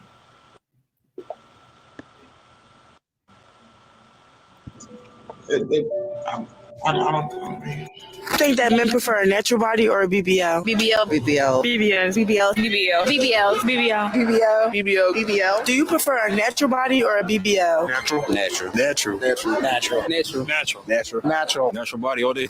All natural for sure. Yeah. Why? Listen, realistically speaking, guys like the BBL when they like to have fun with you. But realistically, if you want like someone to settle down with you, like all natural, you get me? Like, all right. So that's enough, right? I think if you took that poll 1,000 times from women and men, you'll get the same answer no matter where you are, for the most part. Why is that, gentlemen? And why? And what? How are we complicit as men? And because knowing women are attention hogs, right? We'll sit back and say we want natural bodies, natural bodies, natural bodies. But even the women who are natural are jealous of the women who look like transvestites getting all the attention, right? They got all the, the long hair, the fake nails, the guys, the ballers want to bang them out, and then all the natural girls are, they're seeing all of that attention. This is what I'm thinking. This is what I surmise. So, but because women conflate what sexual attention, right, with affection. Right, or relationship attention. They really conflate that. I mean, it's like they know the With difference, sincerity. but they act like they don't. Yeah, they know the difference, but they act like they don't. So the men are not immune, because most of us would like to cuff, whatever the lack of the better term, or marry or have a relationship with a woman who's more natural. But we certainly do give the whore a lot of attention. So how do we reconcile that going forward? And is there any way out of that? How do we reconcile that? And I gotta, how do we just convince the ladies that it's okay to be natural, and you don't need to have this ongoing psychosis that you need to look like a drag queen in order to get our attention? Is there a way out of that for the man moving forward, so we can at least do our part to help these ladies get past the psychosis? Is anybody? I'm trying not to hog the floor. Well, you can go first if you like. I don't really give a damn, to be quite honest. To be quite honest with you, the pussy ain't getting plastic surgery, so what the hell? I don't care. Like, if my goal is to have sex with her, we don't care if their ass is fake or her titties. I don't care. I really don't. I mean, the lights are off most of the time anyway. I can't see it anyway. So what the fuck do I care? You know what I mean? Like, I think it's much to do about nothing. I think older generations focus on this, and I think this is one of the things that this is a PC answer for a lot of men to say natural, when majority of most men don't really give a shit. They don't really care. And I see a lot of guys walking around, and I'm in downtown DC walking around. That girl got fake boobs. They got fake this, got fake that. She got fake everything on. These dudes don't really care. They don't really deep down care. And I think it's just the proper answer to say we want our women natural, but in actuality, okay. As long as the pussy ain't got no work on it, or her mouth ain't got no work on it, I don't think dudes really give a shit. I really do. And I certainly don't care. I talk about Bernie's Burgos all the time. She got fat transfer and fake boobs. I don't really give a shit. I could care less. So I think if men were truly being honest about this, I don't think that they honestly really care, unless they know up front. If they know up front, maybe they do. But I think when a lot of these guys meet these women, if they don't know, maybe they find out later after they've gotten to know her. I don't think they really truly give a shit. You don't think there's really any difference between them wanting to have a relationship with a chick or somebody who's just completely fake everything, especially the BBA? Yeah, but I could do that with a natural woman too. I see natural bodies in the gym every day. I mean, that don't mean I want to wife her. You know what I mean? Like, just because she got a I mean, nice but if you natural had a figure, if you had a preference, though, Trey, what would you? You would probably what you my lean preference is a towards. woman who looks good and has her head screwed on straight. Okay. I could care less if her titties are fake or her ass, she got fat transfer. I don't. Is her head screwed on straight? You know what I mean? Like, does she actually understand what the fuck is going on in the world right now? What is expected of her as a woman? You could have a woman with a great natural body and she's a piece of shit woman. She look good though. It's natural. She's terrible. And you can have vice versa. You can have a woman whose body is fake from head to toe. But she'll tell you straight up, yeah, I was insecure and I fixed these things about me because I didn't like them. Right. I got you.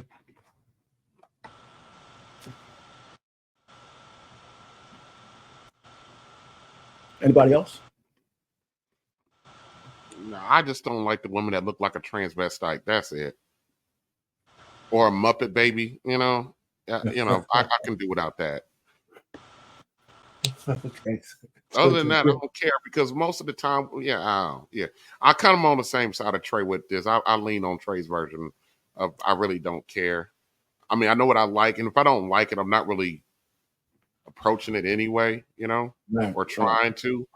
I'm a fat, ugly dude. I can only get so much, even with my money. Fuck you laughing at, Trey? I think Jeff is completely uninterested in this question over here, man. So I just look at it a little different, man. I when you say that you don't care if you're breaking up a little bit. When the point was made by Trey that he don't care if a woman has fake boobs or fake ass as long as her head is on straight. I submit to you that a woman that gets fake boobs and fake hair and a fake ass does not have her head on straight. The black, and then this is again just me.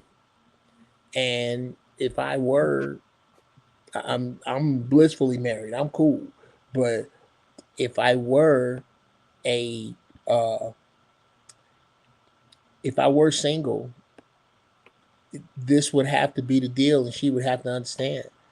The black woman in her unweaved, unpermed, all natural state is the Earth's original blueprint for beauty. And any subtractions, additions, or substitutions are quantum steps in the wrong direction. If that's what she's doing, that's fine.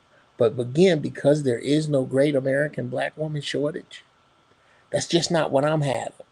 That's just not going to be in my particular program. I'm not having it. All right. So listen, I got one more thing on this subject, and you guys can bear with me. It's Can I respond? Yeah, go ahead. If I go get a hair transplant, am I jacked up in the head, or am I insecure about being bald? If I go get a hair transplant, I'm a bald nigga. See all that? I'm bald. If I go get a hair transplant, am I jacked up in the head? Is there something wrong with me, or do I have an insecurity? It depends. Okay. For the sake of argument, I'm gonna say you have an insecurity. I think the women that I've dated who got boob jobs, I dated a woman who had A cups at one point in time. And then throughout our relationship, she went from A to D through our relationship. I don't think anything's wrong with her. She's a married woman now, right? She married someone else. She's a married woman now. She's been promoted. She has a PhD. I don't think anything's wrong with her in her head. I think she had a legitimate insecurity. She had a chest like a 14-year-old boy and she didn't like it. So she did something about it. I think what happens with some, not all, there are some women who are batshit crazy, and Uncle Jeff is correct, right? They get too much plastic surgery, they go off the deep end, right? And it doesn't make any sense. But if you're talking about a woman who said, hey, look, I grew up and I never had a booty and I had a flat butt and I didn't like the way I looked and it was hurting my confidence or I was insecure about it. And she went and did something about it. I don't really have an issue with that. Now, if it's something along the lines of she made an investment, so that she could use this to propel her in some sort of like sex market. Yeah, maybe she does have some issues going. Maybe there's something going on mentally upstairs. But I met regular. I was in the military. You know, in the military, Uncle Jeff, they can get these services done for free. Yeah. As long as they pay for the boobs, they got it done for free. I don't think these women had anything wrong with them upstairs. I think a lot of these women really looked in the mirror. They don't like what they see. They want to do something about it. Yeah, that's fair. It's fair. But let me just show this last little piece here, and we're gonna go ahead and get goes. This is from the Pop the Balloon show, and this sister is 39 years old. I have no braids, to be honest. I actually have a shortcut under here, but my hair is down my back. But I've done different type of things with my hair. I am always changing. So how comfortable are you with the consistency of like how your women changes her hair or, you know, her gaining weight, losing weight? As far as your hair, that's your hair. Hair don't make you, so it don't matter to me. Okay. Gaining weight and stuff, I'm gonna try to look good for you, so you always look good for me. You know, so I wouldn't want you to gain like 40, 30 pounds. I'm gonna say, baby, let's go get in the gym, let's go get it together. You know what I'm saying? But if you reluctant, then I might be out there. I ain't gonna lie. Okay. Let's go down over there. I'll go ahead and answer her question. That would be no problem for me. I think that I just drew a blank right now. That would be no problem for me. I'd actually would appreciate you coming with different styles and looking a different way. As far as the weight fluctuation, it didn't look like you would have too much of that going on. So, Thank you. And the activities I love to do, that would probably prevent you from even, gaining weight. I don't know why you'd ask that. You look great, but well, I'm asking because I don't mind because he was so wrong with the braids. You want to take it off? Don't do that. Yeah, why can't I? So you still look good. You still look good. So should I keep it off or okay? All right, I'm gonna play a little bit more of it, but okay, tell me that looks staged like hell to me. But the truth of the matter is, I like the way the guys reacted. Right? They all, when we're talking about natural, I'm sitting back and saying, why did she put that damn wig on in the first place? And here's where I think it's staged, because it wasn't pinned down at all. I know ladies who, if they're gonna wear wigs, they're making sure that shit won't blow off with the wind. There's something that's gonna hold it down. So that had to be kind of staged. But in your opinion, is she finer with that short haircut or with the wig? And what do you think about the guy's reaction? Anybody? I would have popped my balloon. You would have popped your balloon? I would have popped my balloon. She looks like a completely different person. Say that again? I would have popped my balloon. She looks like a completely different person. I would have popped my balloon.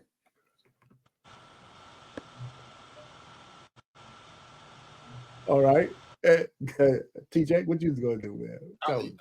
I got a problem with. See, I like a woman with hair, I like her real shit, but she got more hair on her head than I do, and it's like blonde or silver.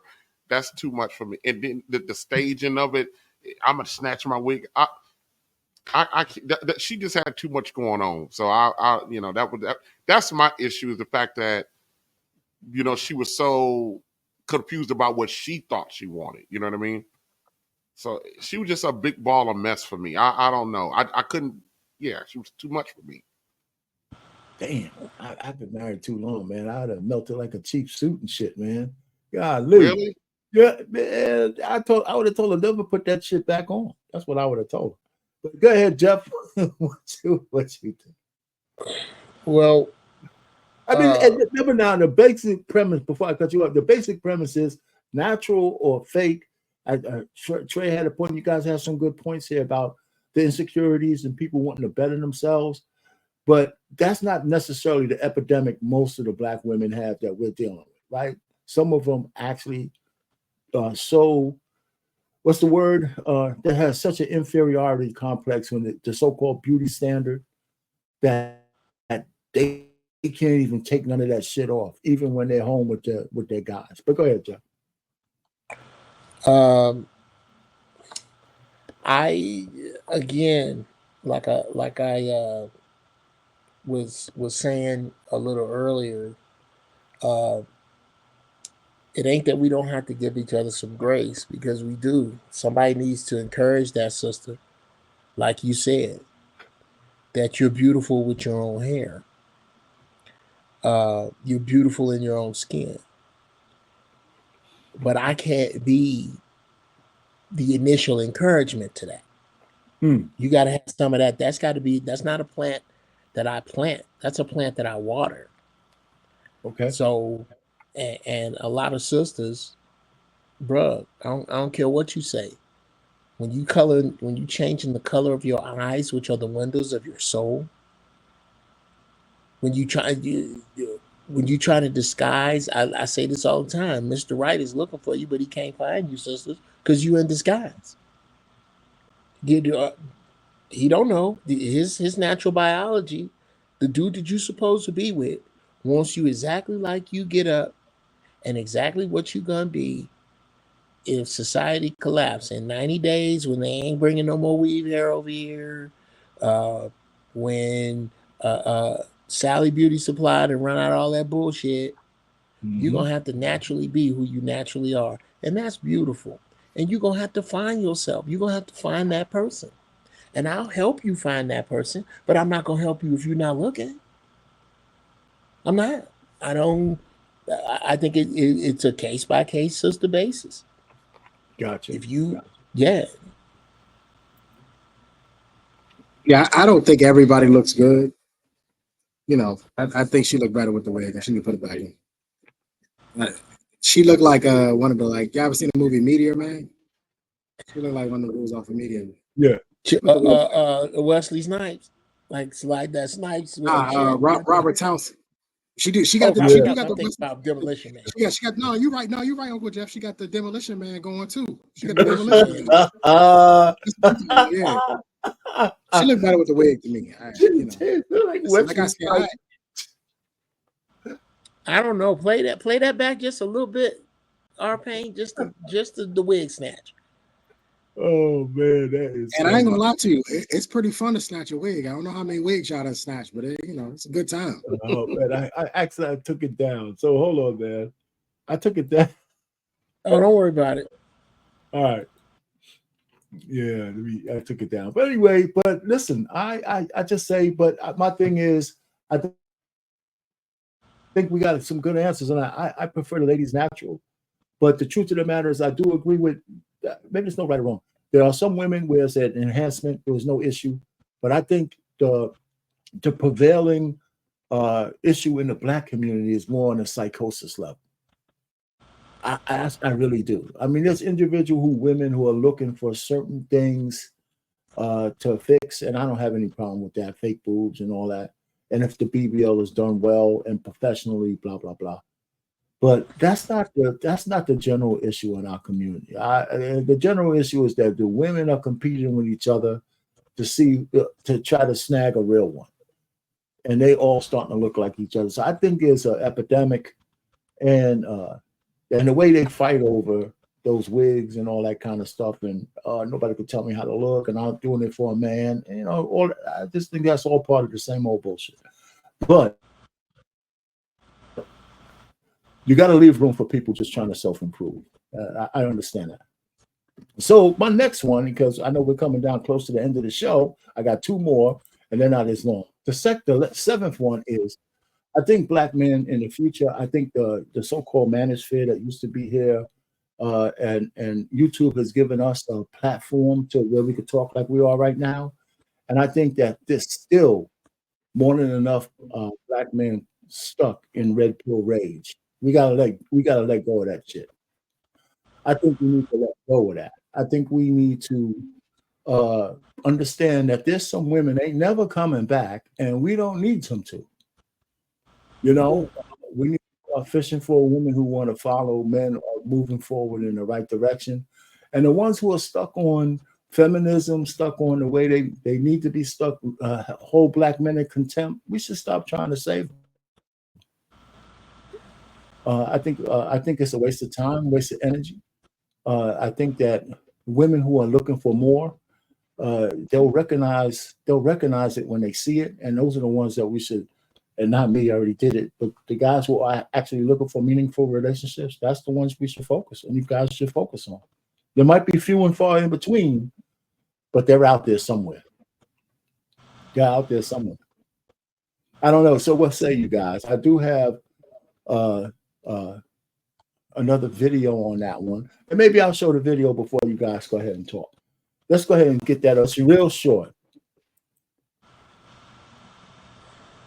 And you know, and it kind of follows part of this, but it also talks about just moving off the plantation in general, and it's talking about don't let anybody, you know, whoever's left behind is going to be left behind. So this is a sister talking, and let's just see if she makes any sense.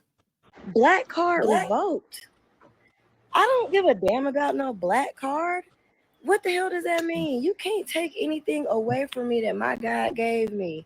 I don't want to be one of y'all. If being one of y'all means that I go along with whatever the government tells me, the same government that I blame for my poor circumstances, if being black means that I depend on the same government that I blame for poor circumstances, I don't want to be black. If being black means that I can't critically think for myself, I cannot have any independent thoughts, and I have to follow along with weirdos who like having their body parts played with in secret, I don't want to be black. If being black means that I invest all of my resources into my ass and fake hair, I don't want to be black. If being black means that I'm not allowed to live in decent areas and have a beautiful home, I don't want to be black. If being black means that I can't have a nuclear family, I can't have a husband and some kids, I don't want to be black. If being black means that my children can't grow up playing outside, being literate, and having number sense, I don't want to be black. If being black means that I have to give up my freedom of speech and my freedom of thought, I don't want to be black. If being black means that I have to be a fool who cares more about being sexually promiscuous and spending money on stupid shit than establishing a village and an empire, I don't want to be black. I don't give a damn about none of that. There's nothing that I've accrued over these last 36 years that y'all can take from me. I don't give a damn. I don't want to belong to y'all crusty, ashy, dusty communities. No way. Okay? I don't care about none of that. Take the card. You can't have my American Express. You can't have my Chase Freedom. You can't have my Southwest card. You can't have none of those cards. You can't have my Fifth Third Bank card. You can't have my business accounts. You can't have none of the cards that matter to me. You can't have my Social Security card. You can't have my ID card. You can't have my passport. You can take a little funky black card. All right. So, Eddie, what say you guys? Anybody? Go ahead. So, just in general, what do you guys say?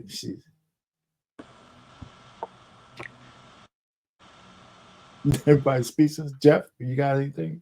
PJ? I think she makes a lot of very solid points, but and I hate to be the dude to go down the road of she's so on point because what does black mean anyway? No other group of people is defined by their particular color. Right. No, it doesn't get you. It doesn't get you anything officially. If you look in the Black's Law Dictionary, it doesn't mean much there either. It's a term that has been turned inside out, and what it really means is to stand outside of and in protest of a particular system or set of mores set up to keep a particular group of people as an oppressed race. And if that's the case, you can have my card too. I don't want that shit either. So I don't see how you argue with it. I don't for what we this backlash you seeing from young people. I'm so glad. That's why I can't talk shit about all of them. You can't, because they ain't all on this dumb shit. Why you think we're having this Democrat Republican upheaval?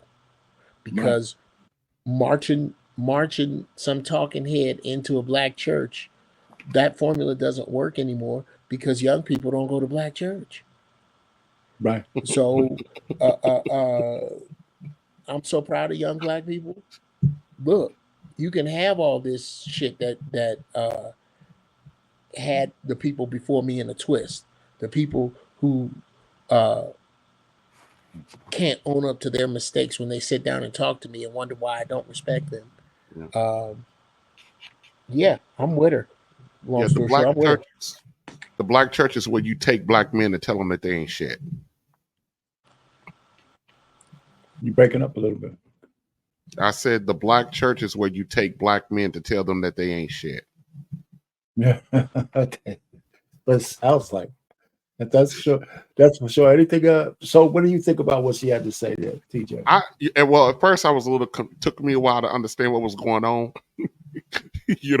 So it was a little disjointed for me. Took me a minute to get it, but then I understand. I understand. I'm not gonna micro pick what she's saying. I understand the sentiment. Right. I'll deal with that. I'll go with that. Because sometimes we can micro analyze something, and that becomes the micro analysis becomes non-productive. Yeah, like we don't understand the sentiment. So let me just be honest. I understood what her sentiment meant. So I got it. Took me a second, but I got it. And I understand her sentiment. I understand what she was trying to say. But no, we need to cancel her American Express, cancel her Chase. That's all debt. So outside of that, All right. Well, the point really I would say is that there are some sisters coming up and saying, you know what? I think we've been going around this all wrong. If you want me to belong, it can't be the way you want it, right? You can't be, So I like what she had to say. But that brings me to the last point, because you're right. We don't have to add on to what she said. But my last point, for my 8th point here, in terms of a consideration for black men moving forward, we need to stop apologizing for being men. There you go. We need to stop apologizing for being men, man. I can't stand that shit. And one of the things I'm really hard on, I did videos and all this shit on it. There's no such thing as toxic masculinity. There's no such thing as toxic masculinity. There's just not. There might be bad men, but that's a character flaw. That's not a natural. Our masculinity is something natural to us. And how dare anybody say something that's God-given to us as men is toxic? That's bullshit.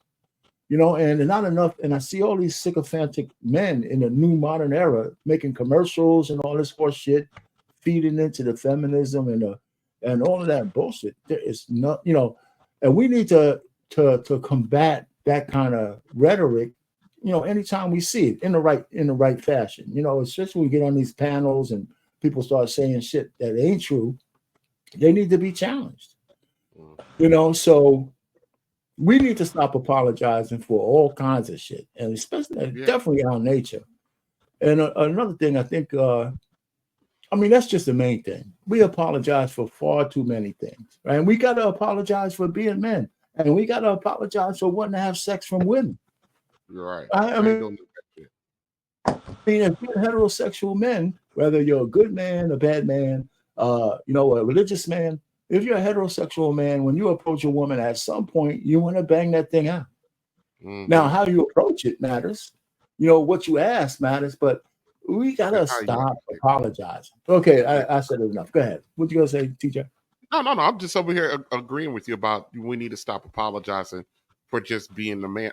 It just reminded me. I wish I could take you guys to work with me to listen to the dynamic of this. I'm one of 3 men in my department. We got 35 people in the department. I'm one of 3 men. But one of the sisters the other day, I was talking to one of the white ladies, and I was fussing about my daughter giving me the blues.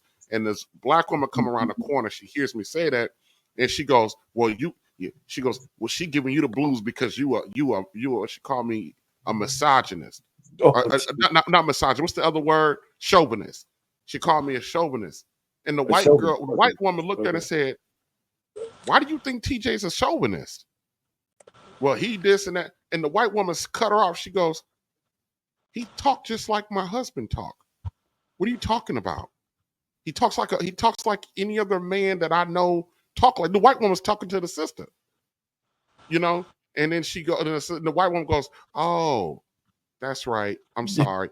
I know what the white woman was saying when she said, "Oh, that's right. I'm sorry." I got what she was saying. She had to remind herself that she probably wasn't been around enough men and her day to day to understand that. And so I wasn't going to apologize. My daughters give me the blues because that's what little girls do to their daddies as they get older. They give them the goddamn blues. You know, because you want to stomp them out, but they're still too cute to do it. You know what I mean? Yeah, Jeff, you got something there? Yeah. No, don't apologize. We need to stop. I mean, are you finished, TJ? Yeah, I'm done. Okay.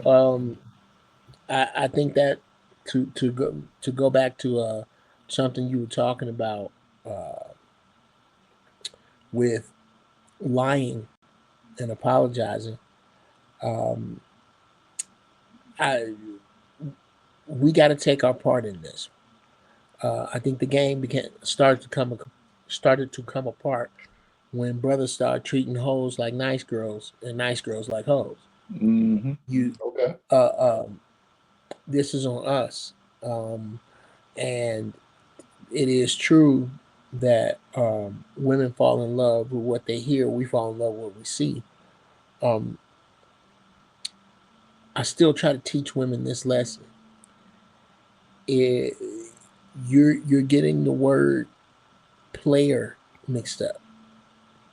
A player, and I know a few, is a man who can walk into a room with one woman on his arm, be sleeping with one or more women in this room. All of them women may or may not know each other, but they all know they ain't the only one, and they all cool with it. Absolutely. That's a player. Now you take a man that walks into the same said room with woman number one, and he got to try to get out of here because women number 2 or 3 are here. Okay. That's because he's not a player. He's a liar.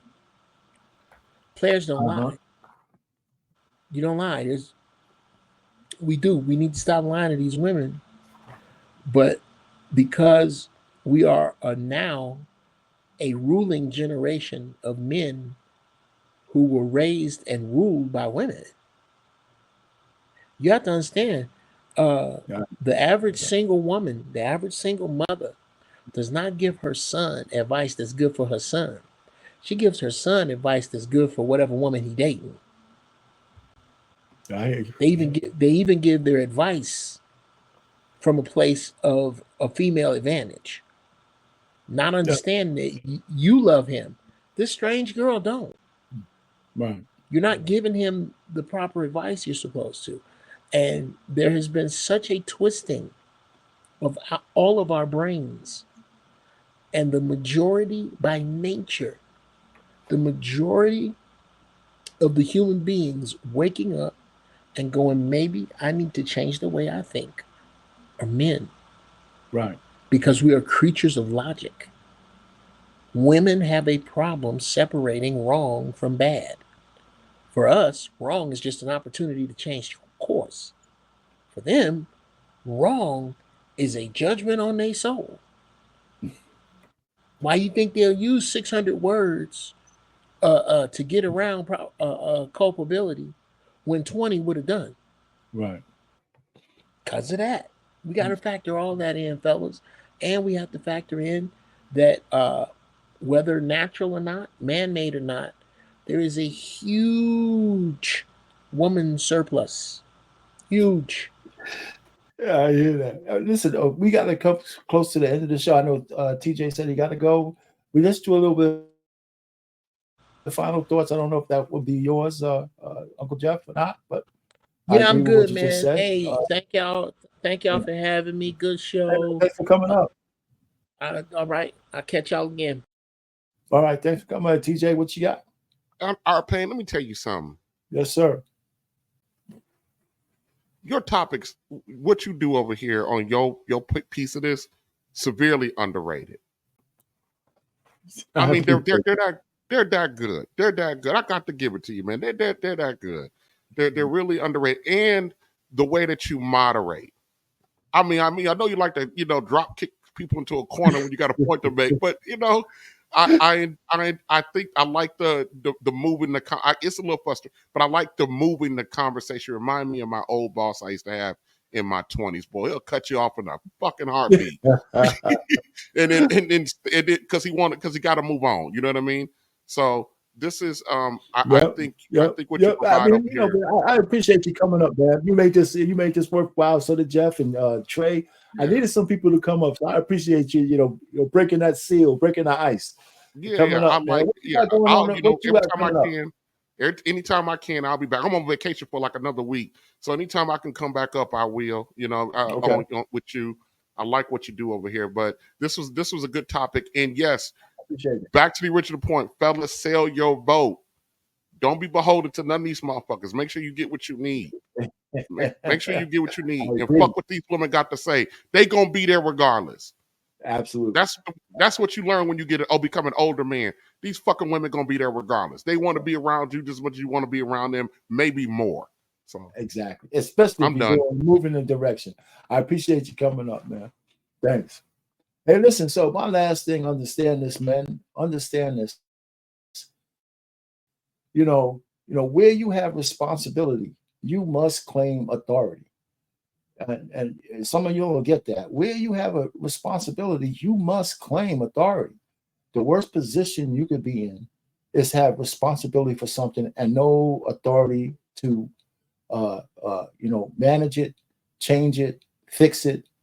That's a bad place to be, and especially in your home. Especially in your home. So that's why when I hear men say, she allows me to lead, I cringe. What the hell are you talking about? If you have a woman and you're married, there's no she allows you to lead. You're either leading or you're not. You're responsible for it all. No matter what she says, society tells you that you're responsible. Society coddles women. I don't give a shit how professional they think they are. Look how they coddle Kamala Harris. She wants to be president and they still coddling her ass. But men get no such coddling, So where we have responsibility, we have to take authority over whatever that responsibility is. And listen to the chat. I appreciate you guys spending time. Make sure you hit the like button. Send a cash app to Black Man Unfiltered Network. For the things that he does to have this on. I really appreciate the chat. We had a good time. That was my 8 considerations for men moving forward. It's going to be really interesting to see what happens on the 6th of November. But by the way, there's Monday Mayhem coming up next. And then tomorrow, we're going to have like an election watch party. I believe that's set up too. So I'll probably see everybody tomorrow. Actually, I just wanted to not see it, but I probably won't be able to resist. Well, with that, everyone, I'm going to say good night, and I appreciate all of you guys coming up.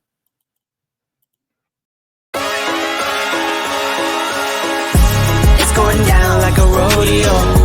It's going down like I told you so. It's going down like a rodeo. It's going down like I told you so. I hope you all here for the ride. Come inside, cause it's going down tonight. Only here for one night, no lies. Come and saddle up a ride. Need a yeehaw, you know how ye? Here for one night and we just wanna party. In a fast car, a Ferrari. It's a push start, I don't need a car key. Slide on Broadway, and it's gnarly. On a late night, but I'm not tardy. Right on time for the parties and Barbies. Strolling with a chunk of green like a golf swing. Hey, hey, hey, hey. Bottles on ice, mess around these skates. Hey, hey, hey. If I gotta say it twice, then I got nothing to say. It's going down like a rodeo. It's going down like I told you so. It's going down like a rodeo. It's going down like I told you so. I hope you're all here for the ride. Come inside, cause it's going down tonight. Only here for one night, no lies. Come and saddle up a ride. Come and kiss me up, it's going down. Like a train with no brakes, I'm not slowing down. See us showing up, we're showing out. Better pack it in till they kick us out. I'm no Nelling them, I'm a lunatic. It's no telling when I get loose a bit. Got my baby, my boo.